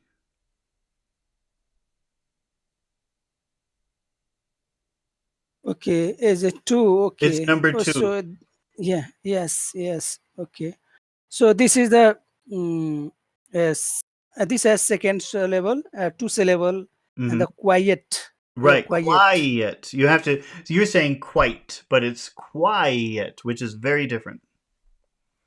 Yeah, wrong. Yes. Yeah. Say it Okay. again. She gave a quiet Oh, chuckle during that was the really meeting. good. That's how it should be, definitely. Say it again. She gave a quiet chuckle during the meeting. Okay. Can you say that, Alex? Can you say? She gave a quiet chuckle during the meeting. Okay, perfect. Now, Alex, what are the important words in that sentence? She gave a quiet chuckle during the meeting. Quiet chuckle in the meeting. She gave a quiet chuckle during the yeah. She gave a quiet chuckle during the meeting. Which words did you say, Alex? A quiet chuckle and meeting. Okay, so quiet, chuckle, and meeting. Yeah, she gave a quiet chuckle during the meeting. I don't know. Okay. Am I wrong? Why don't we add, let's add give also. Let's add that. So we'll say give, and then quiet. Which syllable in that word has all of the sound? Quiet. Quiet. Quiet. So which syllable has all of the sound? Which one has the emphasis? Quiet. Why? Quiet. Why? Why? Why? Quiet. Why? Yeah. Okay. And what was the next important word? She gave a quiet chuckle. Chuckle. Chuckle during the meeting. Yeah. Chuckle. Chuckle. Okay. So far, let's practice what we have. All right. Alex, how would you say she plus gave plus a? How does that sound in a phrase? She gave a. Okay, but we have an important word. We're using give as an important word. So that will be like sort of this is where we want to focus all of the attention. She gave a. Okay, but normally when you say a in the middle of a phrase, if it's not an important word, it's pronounced She gave. She gave a. Yeah. Okay. Now, but remember, we have to make give big. So it sounds like this: she gave a, she gave a, She gave a. Yeah. she gave a. She gave a. Can you say she gave a quiet? She gave a quiet. She gave a quiet chuckle. She gave a quiet chuckle. Pachu, can you try that? Put she plus gave plus a together. She gave a. Okay. She gave a. But the one thing, so that's good. Sh and that's fine. But you have to say gave. You have to make that really big. That's the important word, and it's very important to make the vowels sound long. Try that again. She gave a. She gave a. She gave a. That is the rhythm that we want. She gave a. She gave a. She gave a. She gave a quiet. She gave a quiet. She gave a quiet. She gave a quiet. Okay, is it quiet or quiet? Which one? She gave a quiet. Okay, but quiet. You cannot rush through gave because that's an important word. You can't say she gave a. You have to say she gave a. She gave a. She gave a quai. She gave a quiet. So yeah, and then you can put it. It doesn't even matter. She gave a quiet. She gave a quiet. Quite like very or quiet like shh. Quiet. It's very important to separate the two vowel sounds with that E in the middle. She gave a quiet chuckle. She gave a quiet chuckle. Okay, that was clear. Quiet. Pachu, what are are there any other important words in that phrase, or are we finished? During the meeting, maybe. Okay, I think also probably during. She gave a quiet chuckle during the meeting. She gave a quiet chuckle because that would give us a nice even rhythm. Okay, so in that word during, where's the sound?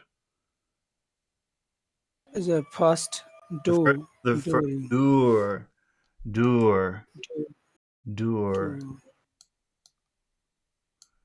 All right, so we'll make that a big sound. How about in meeting? Where's all the sound in that?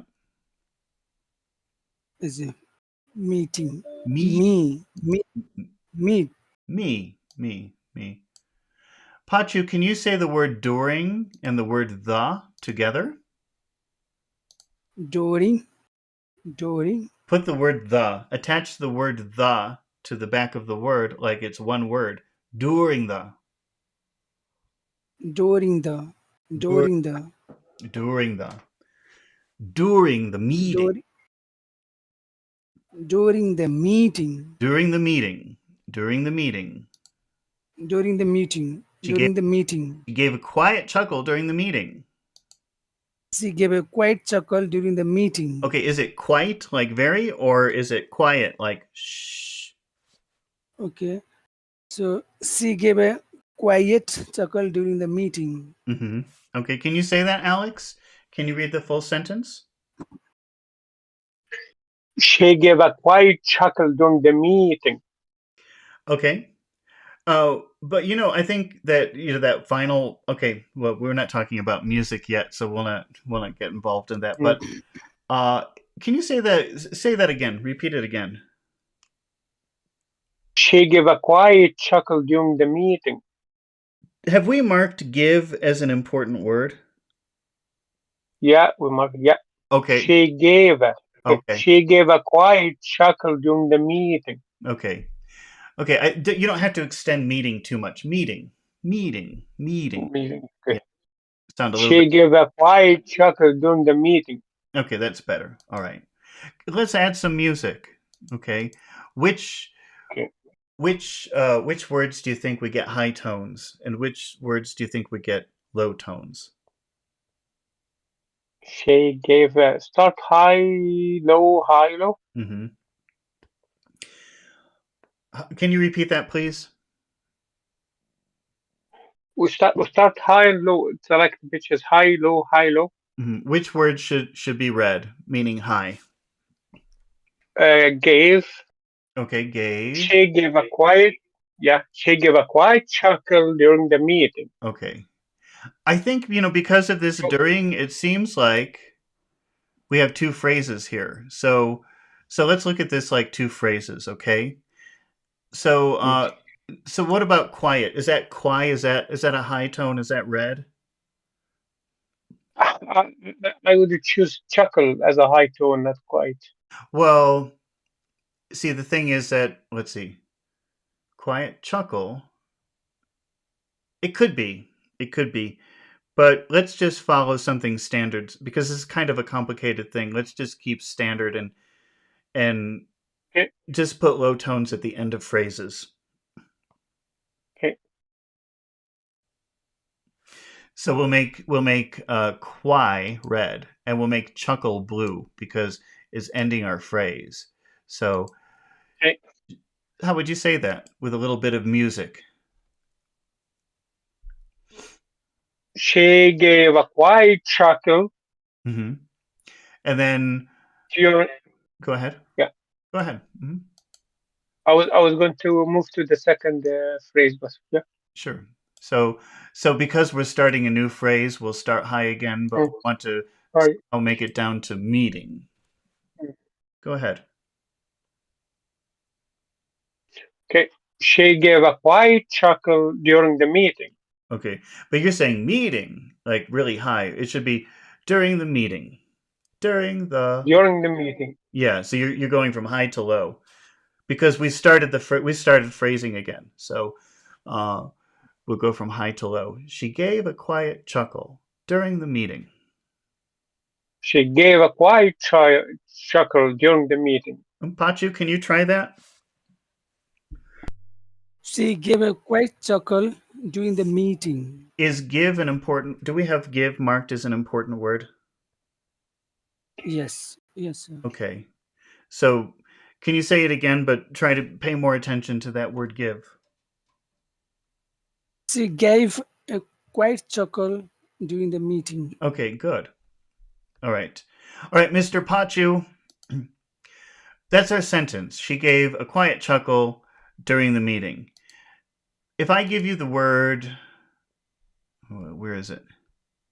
If I give you the word nervous, oops, I want you to think about which word would you replace? Which word would you replace? So we have the sentence, she gave a quiet chuckle during the meeting. Now I want you to put the word nervous in there. Replace one of these words with the word nervous. Yes, so the quiet. Quite or quiet? Quiet. Yeah. Quiet. Mm-hmm. Okay, so tell me the sentence again, but this time let's use nervous. Okay. She gave a nervous chuckle during the meeting. And you know what? You maintained the rhythm. You kept the rhythm. So that's very good. That's what I wanted you to do. I wanted you to keep that rhythm. You changed a word, but you kept the rhythm very nicely. Okay. Can you try that, Alex? They gave a nervous chuckle during the meeting. Okay, and let's see. How about slight, Alex? Slight. Let's change the word again. Slight. She gave a slight chuckle during the meeting. That's Yeah. right. Say it again. She gave a slight chuckle during the meeting. That was good. Okay. And if you don't know, slight means small. A little, yeah, small.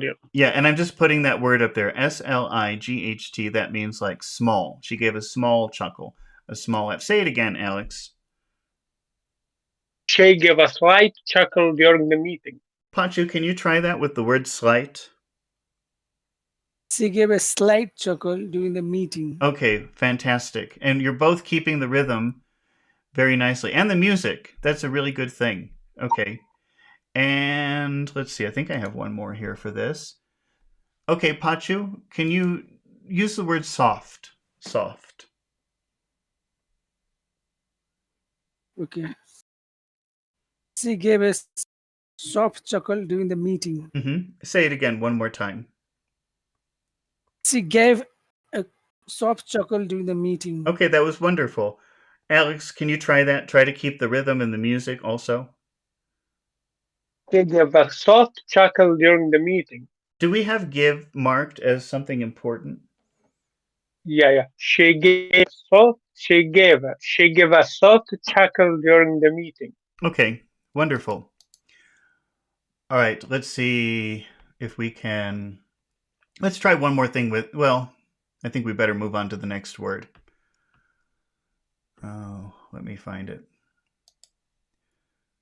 What is our next word? Our next word is dabble. Dabble. Have you seen that word before, Alex? Dabble?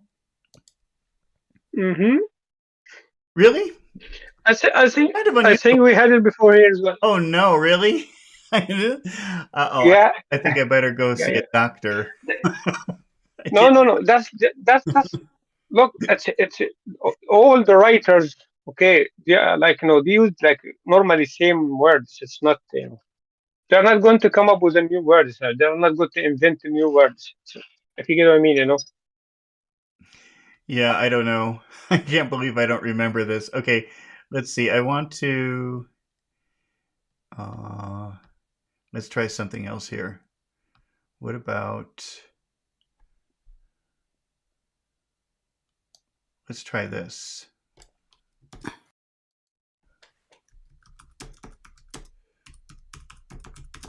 I'm asking ChatGPT to help me make exercises in real time. That's a little bit risky, but it's working, I think, because I think the chuckle worked, but now we have to do dabble, but I think the exercises it provided were a little bit too easy. So I'm saying make it more complicated. How about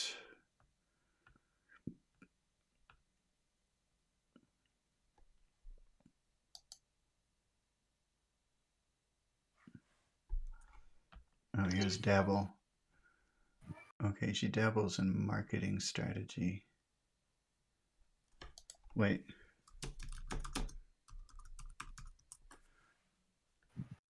Let's see.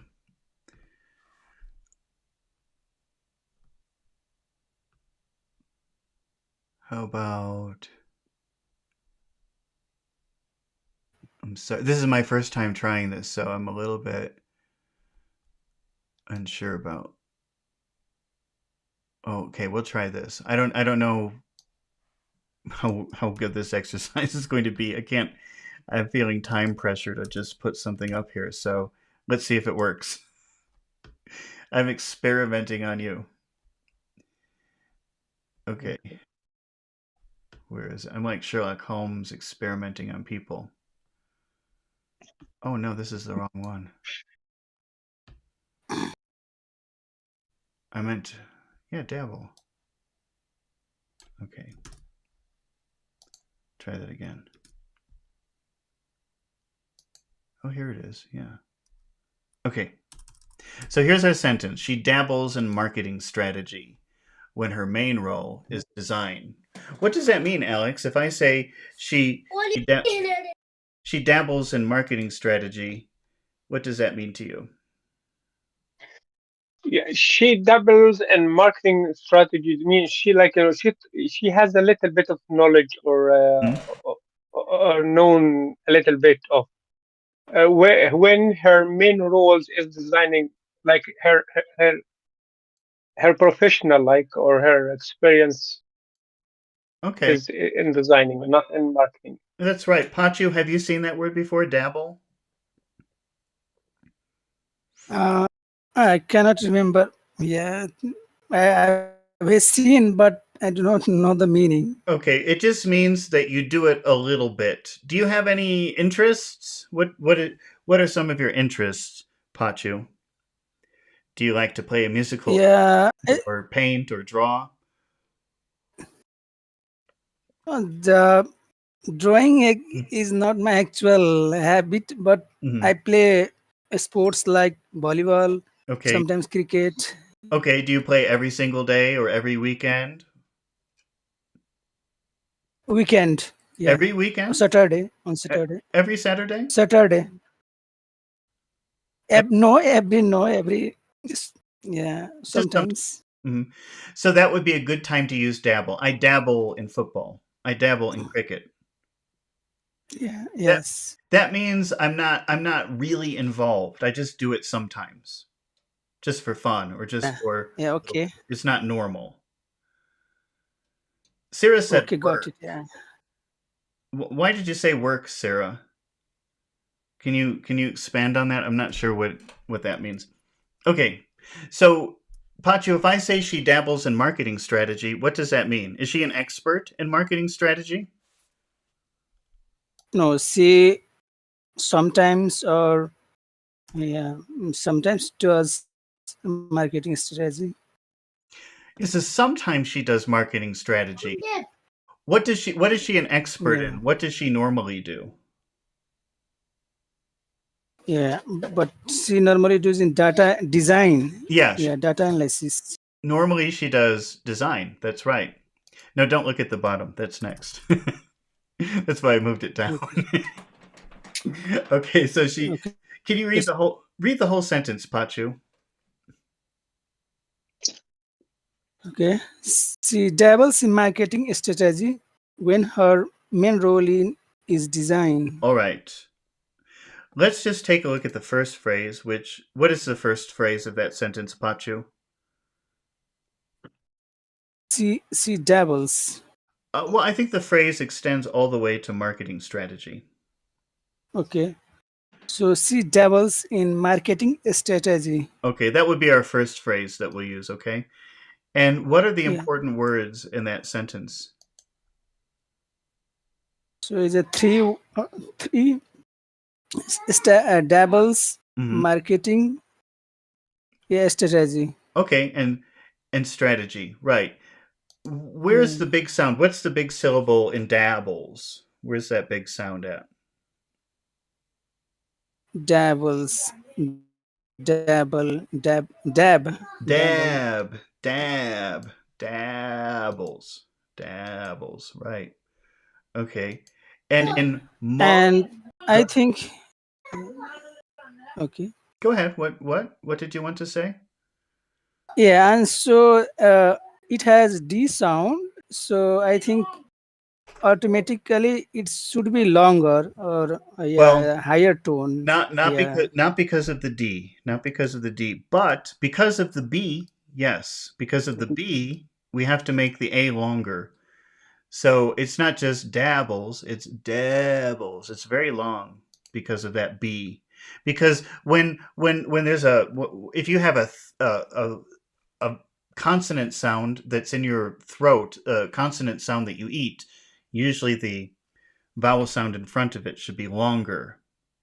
So that's what Pachi was Okay. saying. Okay, maybe you don't know this, maybe you've never noticed this before, but these two words that I have up on the screen, the final sound, the P and the B, are very similar sounds, except the only difference between number one and number two is when you say number one, puh, you're pushing the air out. But when you say number two, buh, you're pushing the air down. You're pushing down instead of out. That's the difference. And when you have a consonant sound like that, like dab. You eat that B. That will make the vowel sound in front of it much longer. Listen to Pachu. Say number 1. Is it dap? Dap. Dap. Say number 2.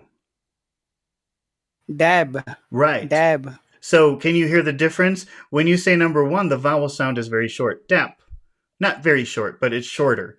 Dap. But when you say number 2, because of the B, it will sound like this. Dab. Okay. Okay, sir. Yeah. Okay. Dab. Okay. So you're right about Yes. that. I'm glad you remember that. Yeah, I got it. Yeah, I almost all forget. Yeah, but yes, I getting it. Yeah. Okay. So we have she dabbles, and now the next important word, according to you, is marketing, right? Yes, sir. Marketing. And which syllable in marketing do we have to emphasize? Marketing. I think you're right. Mark. Yeah, it's mark. It's mark. So let's put that up here. Mark. And are there any other important words in our phrase, Pachu? Yeah, is a yeah, and strategy. Okay. And if we look at that word strategy, which syllable gets all of the emphasis? Strat. Okay. Strategy. Now I'm from Chicago. I'm from North America. So I do not like to pronounce T's in the middle of words. All right? So Yes, sir. perhaps in the UK where they like to pronounce T's, how will the A sound? It would sound like this. Strategy. But because in North America, we don't like to say T's in the middle of words, we pronounce the T like a D. It's the same thing. Let's see. Just because we talked about it earlier, let's review it. Yes. Okay. So T and D have the same relationship as P and B. Okay. One of these sounds is a sound you push out. Bat. You push the air out. But a D is just like a T, except you eat the sound. Okay. So you have bat, and then you have bad. Because of the D, because that's a sound that you push down into your throat, you have to make the vowel sound longer. Listen to the vowel sound in number 1, bat. Listen to the vowel sound in number 2, bad. Bad. That Yes. D makes the A much longer. Pachu, can you say Yes. number 1? Bat. Can you say number 2? Is bad. Bad. I'm sorry, Alex, I've been ignoring you. Can you say the first group? No, not at all. Not at all. Uh-huh. We had that exercise before, yeah. Oh yeah, but I just like to, every time the issue comes up, I like to make everybody practice it. Yeah. That make it more clear, yeah. Can you say the first set of words? Say number 1 and number 2. Say number 1. Bad. Mm-hmm. Say the other one, the one above also. The one above. Dab. Okay, so number 1 is dap. Dap. Dab. But number 2, dab. Yeah, number 2 is dab. It's very long. Okay. You know that's one of my like struggles all the time. And B, yeah. Yeah, you remember that? I heard you say, I couldn't hear which one you were saying the first time. I said, did he just say number 2? That's what I was thinking in my head. Okay. Now let's talk about this word strategy for a minute, because if you are talking to somebody from the UK, it would sound one way.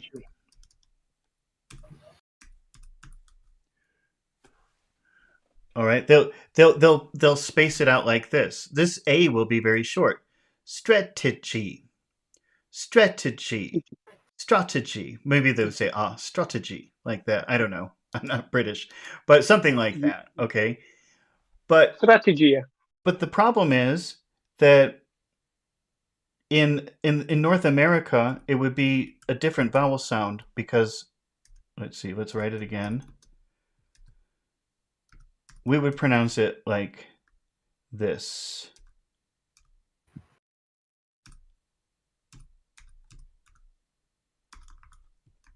Okay, because we would use a D sound, it would sound like this. Strategy. Strategy. Strategy. Strategy. But in the UK, because they pronounce a T, it would probably sound something like strategy. Strategy. Strategy. They'd all be pretty even. So it's kind of funny. Anyway, let's just get back to this. We got distracted. All right. So we'll use the North American pronunciation since that's the one I do. And we'll say strategy. Very big vowel sound. Can you say that, Pachu? Strategy. Strategy. Okay. So let's find the rhythm of this phrase. Pachu, say the first 3 words. She dabbles in. How will you say that in a phrase, pushing all those little words together? She dabbles in. Listen. She dabbles in. She dabbles in. She dabbles in. She dabbles in. That's how you say it. She dabbles in. She dabbles in. She dabbles in. She dabbles in. Go ahead, Alex. Say it again. She dabbles in. Yeah, like that. She dabbles in. She dabbles in. But by the way, I looked up the strategy. Yeah, in British English, it's strategy. Strategy. Well, they'll just give you. I mean, they'll just give you one option, but there could be many options. Yeah, I don't know, but if they're going to pronounce the T, it will be a shorter sound. That's the point. Okay, so Pachu, can you say the whole phrase? She dabbles in marketing strategy. She dabbles in marketing strategy. How many syllables in strategy? Strategy. Think like this. But think of it like this. Think Ted. Say Ted. Ted. Dead. Or say dead. Actually say dead. Dead. Dead. Dead. Say stra. Stradded. Stradded. Say dead, not duh. Dead. Say stradded. With a D. Stradded. Like that. Stradded. Stradded. Not stradded. Stradded. No, you're putting the accent on did, but it's stra. You have to say stra, and did is very small. Stradded. Stradded. Yeah, like that. Stradded. Stradded. Strategy. Strategy. Yeah, like that. That's perfect. That's perfectly acceptable. Yeah, the first time I am saying the correct way. Strategy. Strategy. But it sounds good. Strategy. If you can remember to do that, that would be very good. She dabbles in marketing strategy. She dabbles in marketing strategy. Sarah's asking why the sound is S and not Z in some words that contain S. That's a good question, Sarah, and I think it has to do. I'll check. I'll try to remember to check for next time. I don't know the answer, but my guess would be that. Well, let's see. Nubs, Teds. Okay, it has to do with. Do you have a throat sound? Are you eating the consonant, or are you pushing it out? So listen, like pit, or let's say pot. If I make pot, plural, pots, that's an S sound. That's like a snake. Pots. But if I say pod, that's a throat sound. It's a T, but you eat it. Suddenly it's a Z sound. Pods. So I'm pretty sure that's the reason. If you have a throat sound, then you'll say it like a Z. Yes. And if you have a spitting out sound, then you say it like an S. But I'm just guessing. I'll look at it. I'll confirm it. But what, Alex? Yeah, that's right. Yeah. Voiced and unvoiced sounds. It's like ED. Yeah. Yeah, like ED. Same rule with ED. Right. If you have a sound that you push out with ED, like help. What is the past of help? Helped. It's helped. Helped. So if you have a sound that you push out, you have to make a T sound in the ED form. But if you're eating it, then you make a let's think of one. How about robbed. If you have a throat sound, you make a D sound. So it's a similar thing. That's why it's kind of important to pay attention to what sounds do you push out and what sounds do you eat.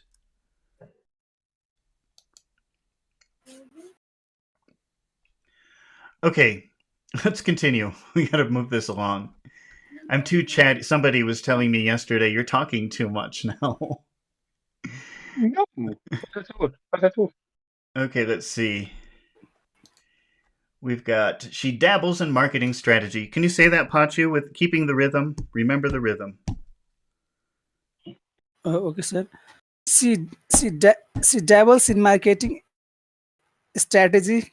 She dabbles in marketing strategy. That's your rhythm. She dabbles in She dabbles in marketing strategy. Can you say that, Alex? Try to keep the rhythm. She dabbles in marketing strategy. She dabbles in marketing strategy. All right, Alex, that final phrase.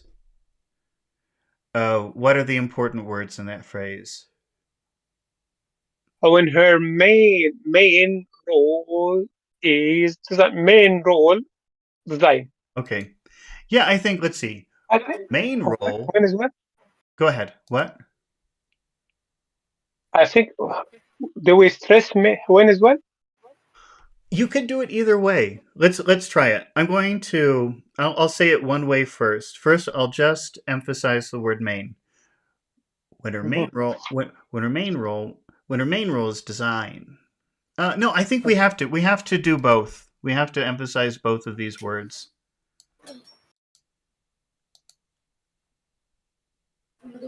Which is a little awkward because it's not really good to push two emphasized words together like that, but it's okay. We can do it.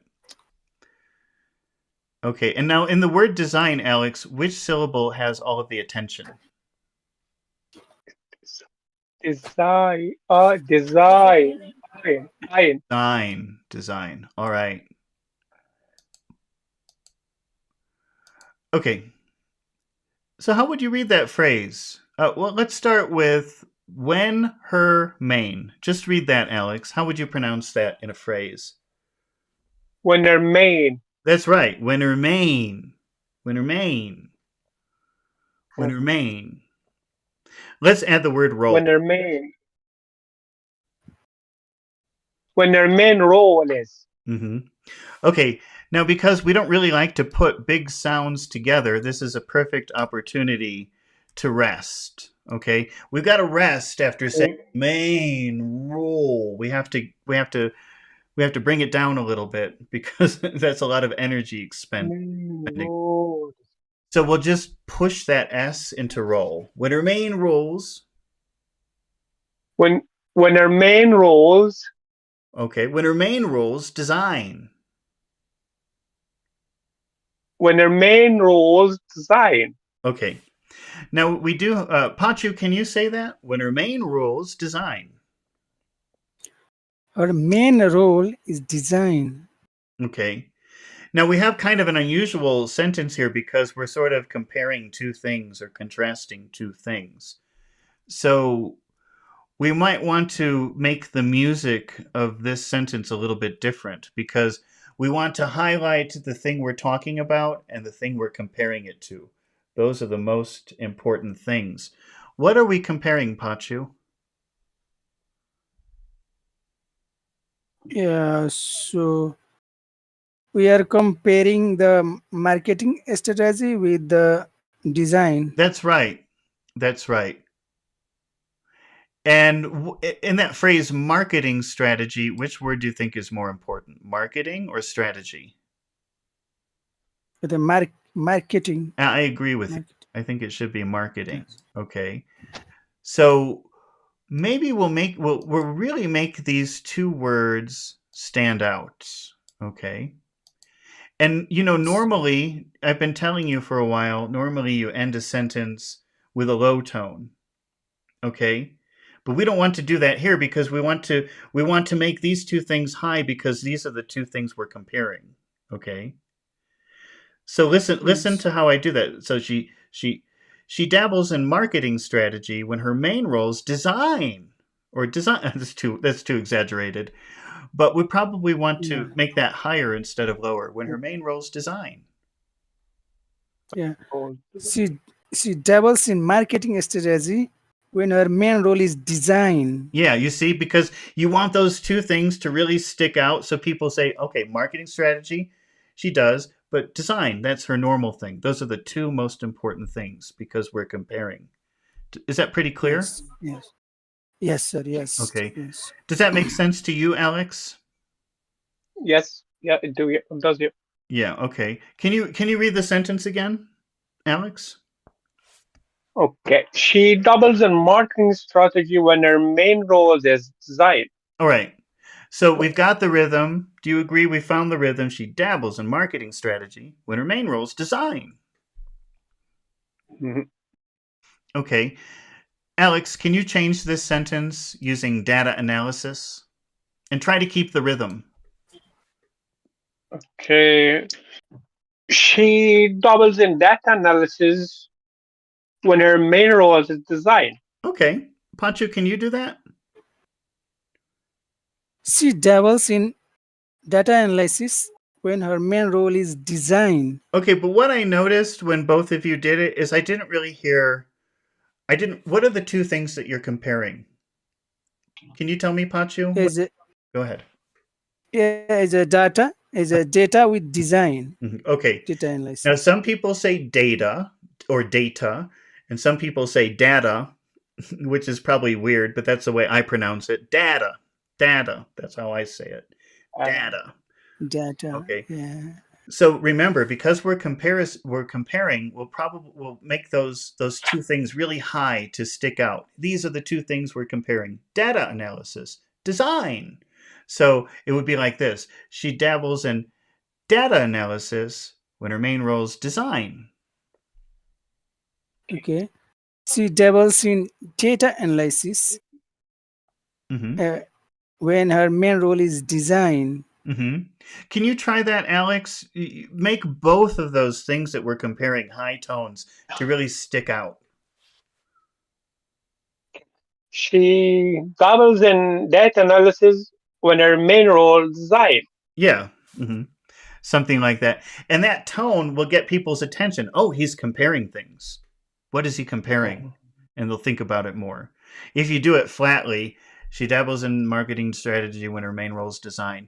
I can't feel that you're comparing something. But if you say she dabbles in data analysis when her main role is design, then you get my attention. I say, oh, he's comparing things. I can hear it. Is that pretty clear? Okay. Yes. So let's go on with, let's see, Pachu. Repeat the sentence. She dabbles in data analysis when her main role is design. She dabbles in data analysis when her main role is design. Okay. Now, I only know this because I've had students who do this job. Do you know what this means, Pachu? Can you see what I put down here? Probably people outside of IT. I don't know if they would if they know that. I didn't know it, but I'm not very good with computers. Maybe everybody else knows it, and it was just me. UX. Do you know what that means? So Go ahead. can you put the word a bit higher? Yeah. Okay. Yeah. UX. Do you know what that means? No. Okay. No, What sir. about No idea. what about you, Alex? Do you know what that means? UX. I have a little bit of like computer science. Like, I think it's type of computer language, UX. If Uh, I'm not wrong. as far as this is just something that ChatGPT gave me when I said make me an exercise. But UX means user interface, and I only know that because I worked with a lot of Yeah. IT people. So that's the only Oh, reason I know. user. Yeah, user interface. Yeah. Yeah, yeah. Yeah, usually was very old Windows when you doing setup from Windows manually. Oh, really? Yes, yes, yes. That's I remember now because I'm aging. Like that's why I couldn't remember UX as a user. Yeah, Okay. How will you read those two letters together, Alex? By the way. UX. You No, stress the last letter. that's right. That's right. But you didn't stress the last letter. You said UX. But that's not right. UX. It has to be UX. Stress the last letter. UX. Yeah, UX. Yeah. When you have that situation of letters together, USA, EU, UK, or CEO, you always stress the last letter. That's very. The last. Yeah. If you stress another letter, people will think you're trying to say a word, and they'll say, "What? What is that word? I don't understand." So that's a really important pattern. That when you have letters that are always together, it's that final letter: USA, UK, UX, CEO. All right. Okay. Okay. So we've got she dabbles in marketing strategy when her main role is design. Pachu, can you replace one of those with UX? She dabbles in UX when her main role is design. All right. Can you say that again, Alex, please? She dabbles in UX when her main role is design. Okay, now we're finished with dabble. So let's move on to our next word. We'll try to go quickly. Yes. Oh, Yes. okay. So our next one is hinge upon. Hinge upon. Have you seen that before? That's a phrasal verb, hinge upon. Yeah, don't get mad at me. We had it before. Did we really? Oh no! Yes. I'm getting scared. Really, but it's very, very, very interesting because we don't study much. It's good to refresh our memory. No, but isn't it funny? Not for me. I really don't remember that. but it is a. Go ahead. Yeah, sorry. Go ahead. No, go first. No, I wasn't going to say anything. Go ahead. I easily remember the word, but what it means, it could be like hard for me to remember it. But it's something I can remember the situation, but but not more in details. If you get me, something like that happened before me. But I'm quite sure we had that phrase before. It doesn't surprise me. I remember when I was Googling, I wanted to show a picture of a hinge because even somebody very advanced, maybe even it's a very common thing, but you never think about the name of it. So I already saw that it was in purple, and I thought, oh, did we talk about that word before? Yes, we actually made an exercise about it. Okay, well, it's but it's good because people see that. You could be really advanced and never see that phrasal verb hinge upon. And then I show it to you in a story and you say, okay, fine, hinge upon is a phrasal verb. I'll never use it again. So I like the fact that it's coming up again because it's not rare to use this phrasal verb. Hinge on or hinge upon. Doesn't matter if you use on or upon. So, Pachu, do you remember that word, hinge upon? No, sir. No. Yeah. Okay, so you're like me, because probably you were Yes. you were doing the exercise too, but you don't remember it. Okay. Yes. It's pretty common though. So, and this is evidence because look, it's come up again. All right, let me find the exercise for that. Let's see. I hope it's good. I hope it's a good one. Let's see.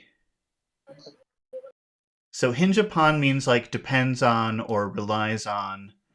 And let's get our first sentence here. And Pachu, can you see the sentence that I've just put up on the screen? So, It might take I a cannot second. see, sir. You don't see? It would probably take 1 second. Yes. The little delay.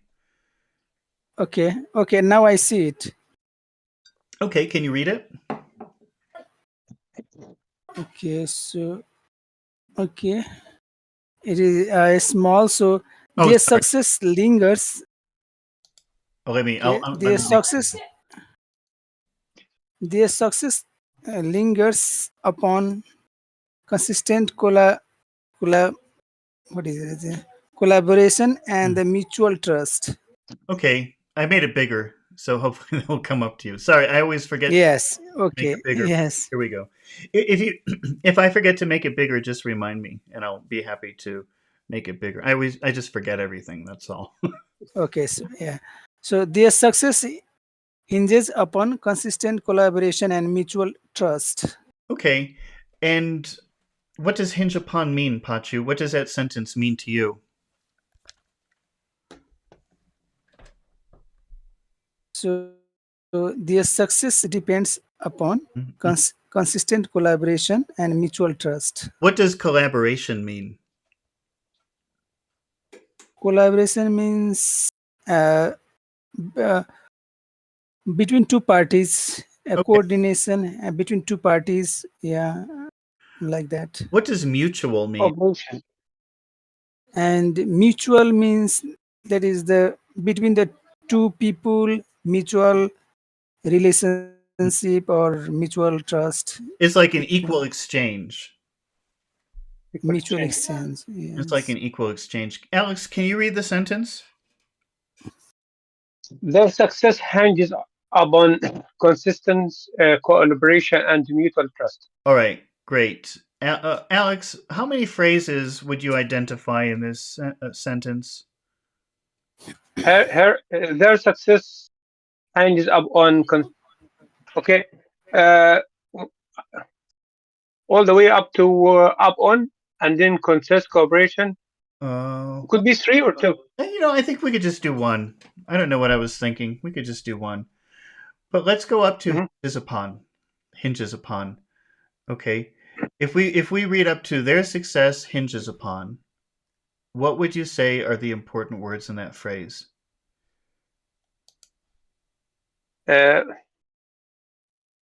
Their success hinges upon okay, upon okay. We're going to use hinges and think their success. There, I don't know there or success. I'm confused. Their success hinges upon. Their success hinges upon. So I'll go for there and the hinges. Okay, probably not there. Okay, not in a neutral sentence. You probably wouldn't. Wait, let's see. Listen. How does this sound to you, Alex? Their success hinges upon. Does that sound like a normal sentence to you? No, strange. Success hinges upon. What? No, strange. If you Yeah, stress there, it'd be like something strange, it would be the reason you could do it, but you would only do it because you feel like there's a misunderstanding or you want to clarify something. Like uh, Pachu's Mm, success hinges upon blah blah blah. Okay, and you say Pachu, it's not Pachu, it's their success, not Pachu's. That's when you would do it too, because there's some kind of misunderstanding about whose success. Does that make sense? Yeah, you have mentioned that before. Yeah, Yeah. if you want to express the pronouns, it has just to give a different meanings or to stress something. Yeah, also possessive pronouns. If you're going Mm. to stress a possessive pronoun, then it's because there's some kind of misunderstanding that you want to clarify. So normally you do not stress these words. Which words are important in their success hinges upon? Success hinges. Okay.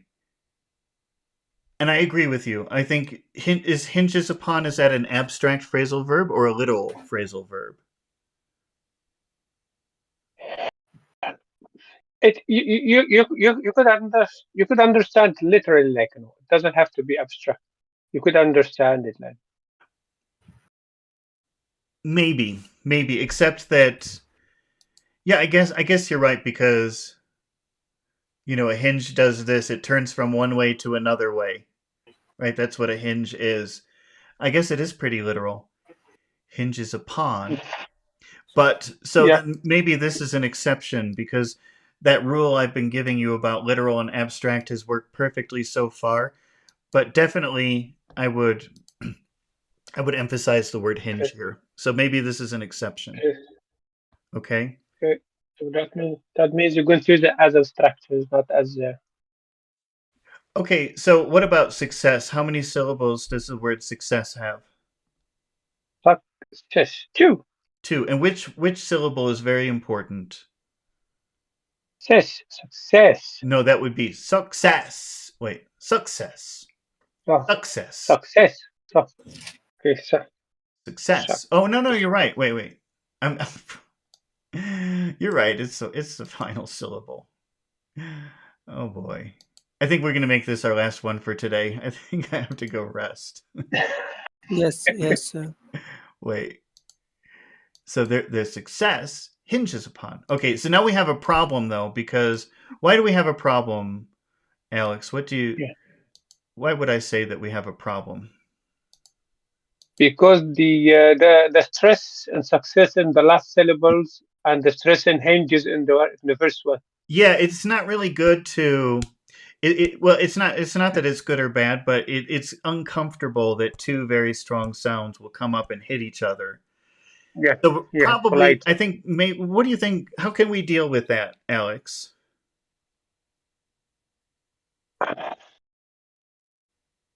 Any idea?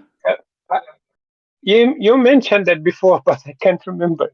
You have mentioned that before. This would be a good place to pause. That would be a good place to pause.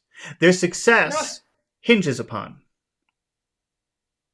The success hinges upon. Yeah, because we've got those two strong sounds hitting together, it may be a good idea just to pause for a second. Their success hinges upon. Her success hinges upon. Yeah. Mm-hmm. Both, yeah. Can you try that, Pachu? Their success hinges upon.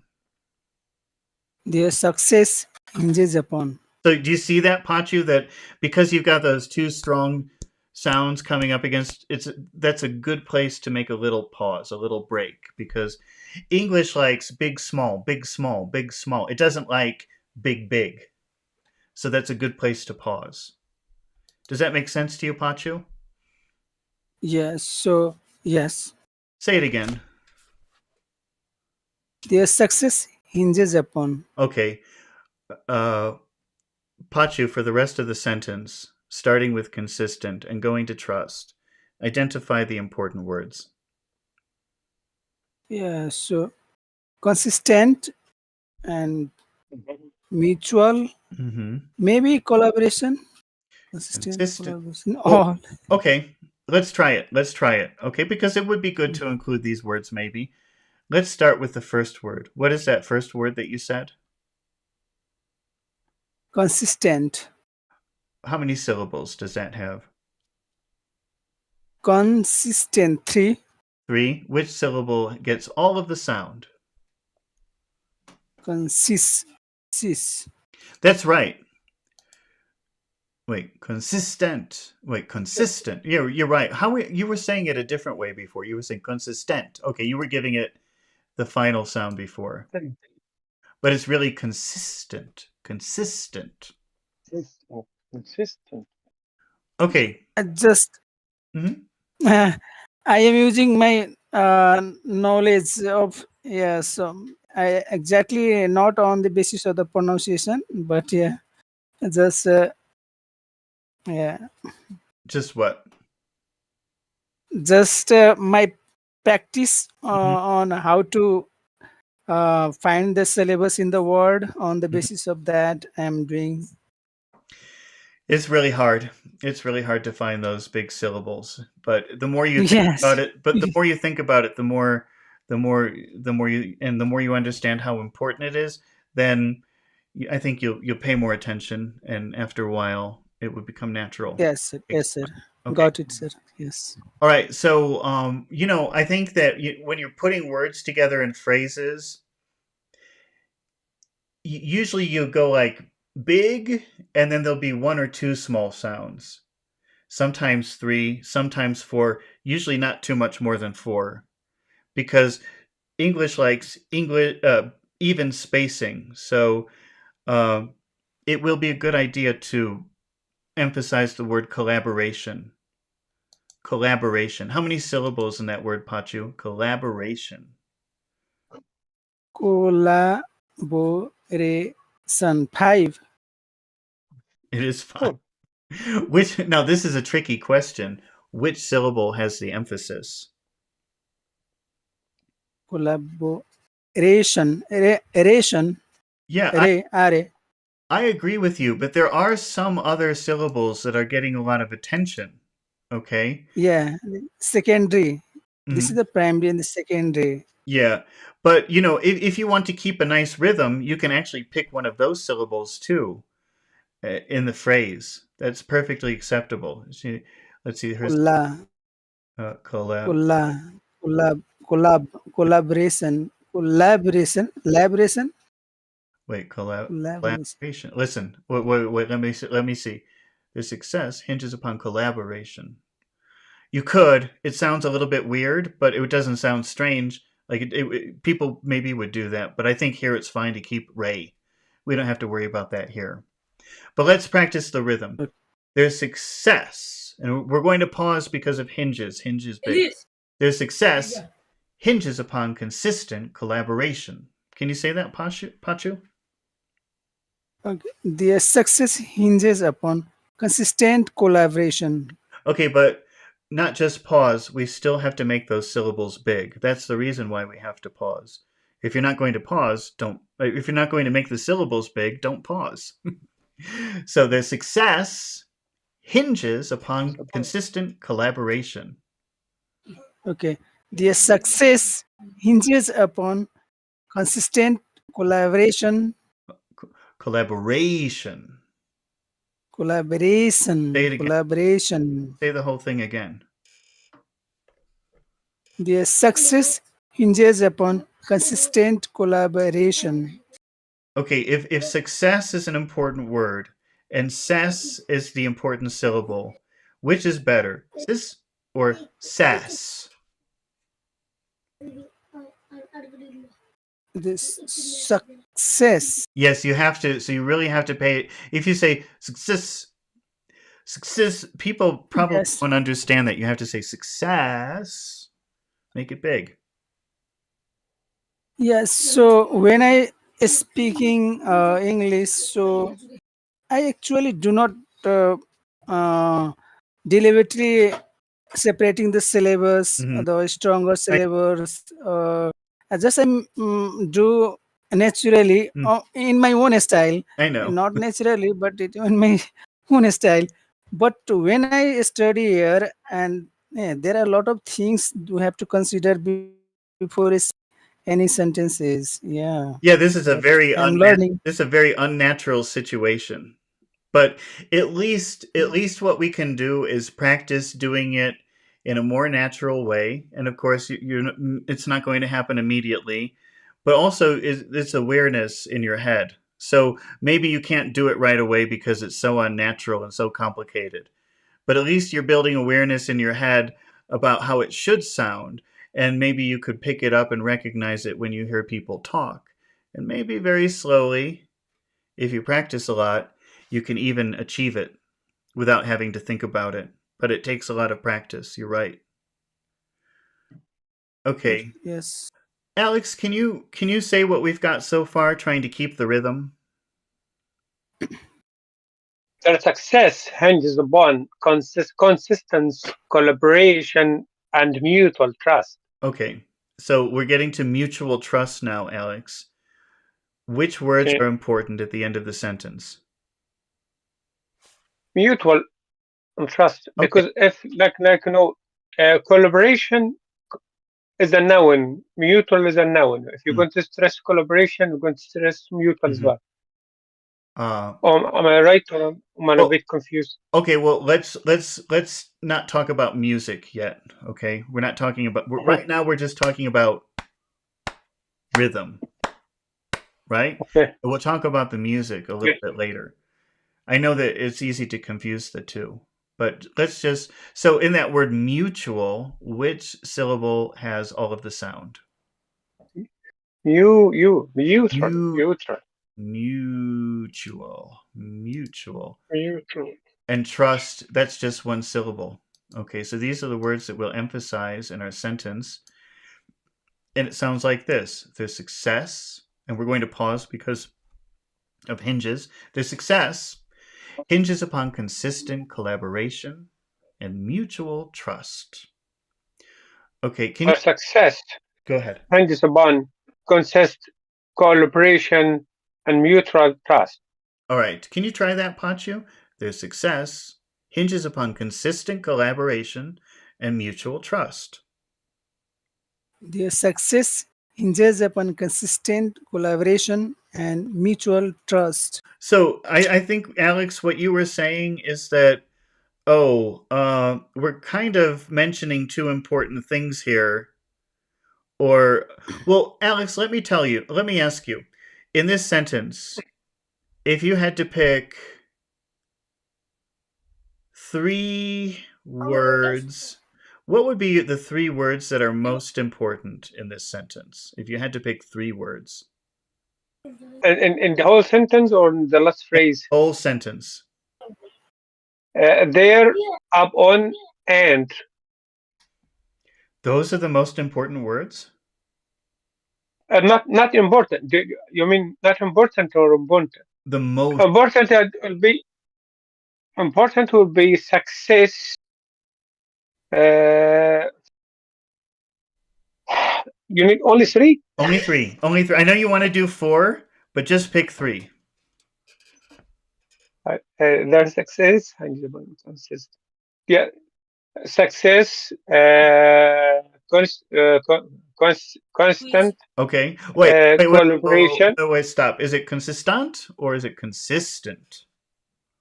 Consistent. That's right. Say it again. Consistent. Yeah. So we've got success, consistent, and what else? Success, consistent. Uh, Trust. Well, if you're going to emphasize consistent, shouldn't you emphasize mutual? Mutual. Yeah. So, Consistent. Mutual. Yeah. you know what? Maybe we do have to do four words. Okay. We'll also include trust now that I'm thinking about it. Okay. So Mhm. we'll do four words. So we've got success, consistent, Success. mutual, Consistent. trust, right? Neutral. Yeah. Okay, so these would be like really the high points of our sentence. Okay, Mhm. so let's make those Mhm. let's make those super high because we're trying to make a point. Their success hinges upon consistent collaboration and mutual, and then we can finish our normal low tone. And Trust. Trust. so you see, I mean, if you want to make a point, and Pachu, I know this is something to think about. Okay, if a word is important to you, make the tone higher and longer in the emphasized syllable. Okay, because you're trying to make a point. Pick your important words. Pachu, you feel strongly about success, and you're making a point. There's success. The higher you go and the longer you make it, the stronger it is. So I mean, we're exaggerating when we do these. Normally, native speakers make it a little bit smaller than what we do. But Yes. so it's really important to try to make a higher tone to make a point. The success. Try that, Pachu. The success. The success. Okay, and hinges upon consistent. Hinge upon consistent. The success hinges upon consistent. Their success hinges upon consistent Collaboration and mutual trust. collaboration and mutual trust. The success hinges upon consistent collaboration and mutual trust. Their success hinges upon consistent collaboration and mutual trust. Alex, can you say the whole sentence? The success hinges upon consistency, collaboration, and mutual trust. Okay, and now let's do, I think we're going to finish after this exercise, okay, but let's just do the exercise. Let's just see. Where's my hinges upon exercise? Where'd it go? Okay. Oh, that's too bad. We should have done scores, and that would have been fun. Oh well. There just isn't enough time. I'm lucky that I could make these videos forever and never run out of material.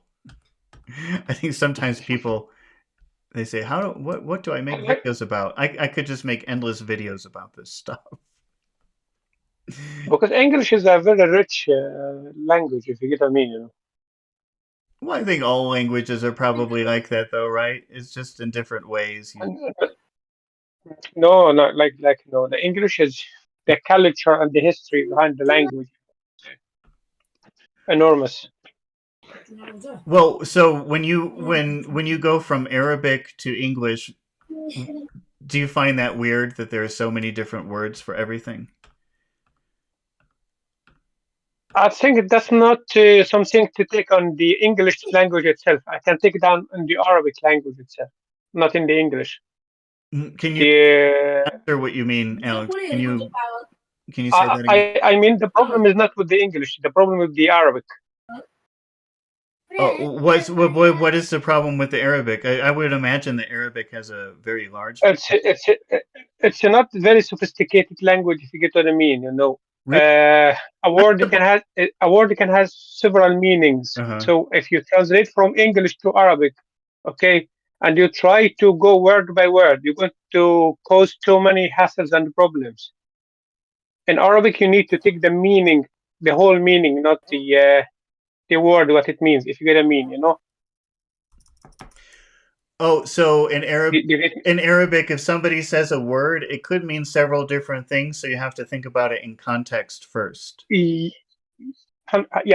You get the words in the context first before you have the word that, you know, and you try to translate it to an English. No, that's going to cause too many hassles and problems. Oh wow, that's interesting.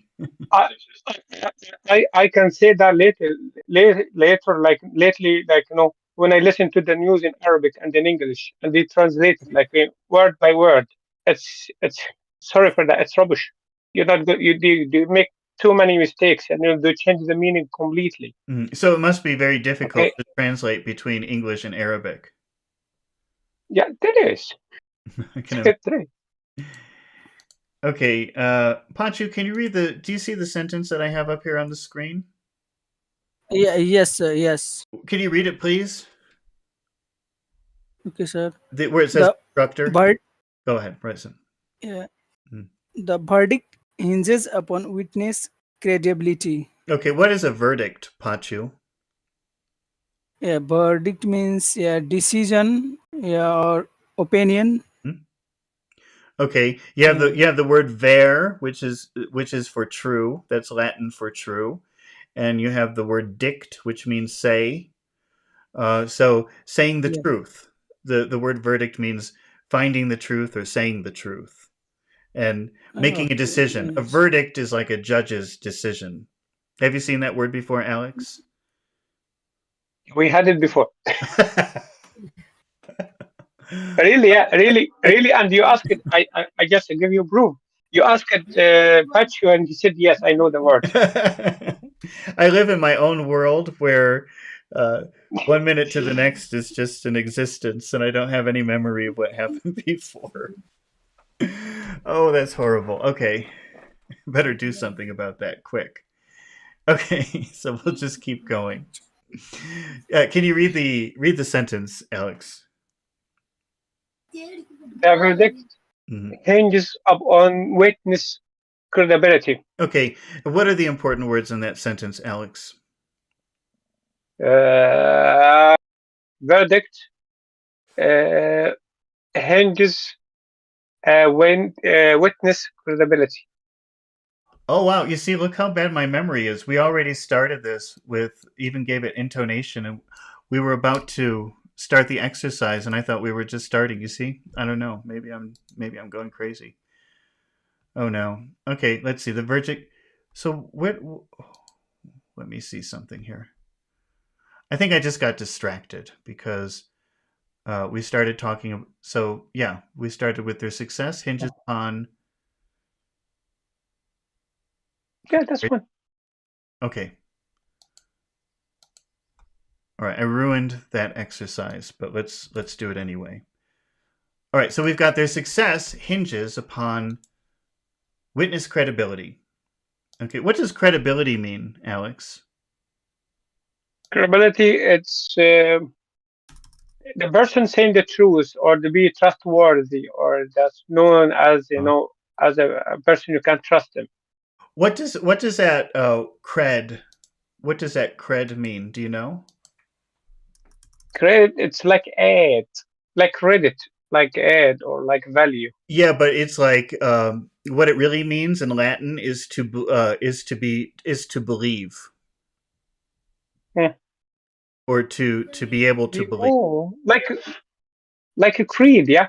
Yeah, a creed. Well, a creed Okay, is like a yeah, yeah. promise, but I guess somebody has to Mhm, believe your promise, don't they?